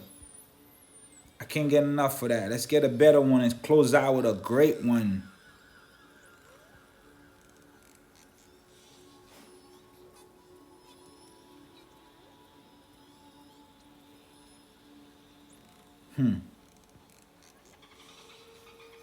All right, family, we're giving all honor, all glory and praises to the Most High. Be blessed, family. Until next time.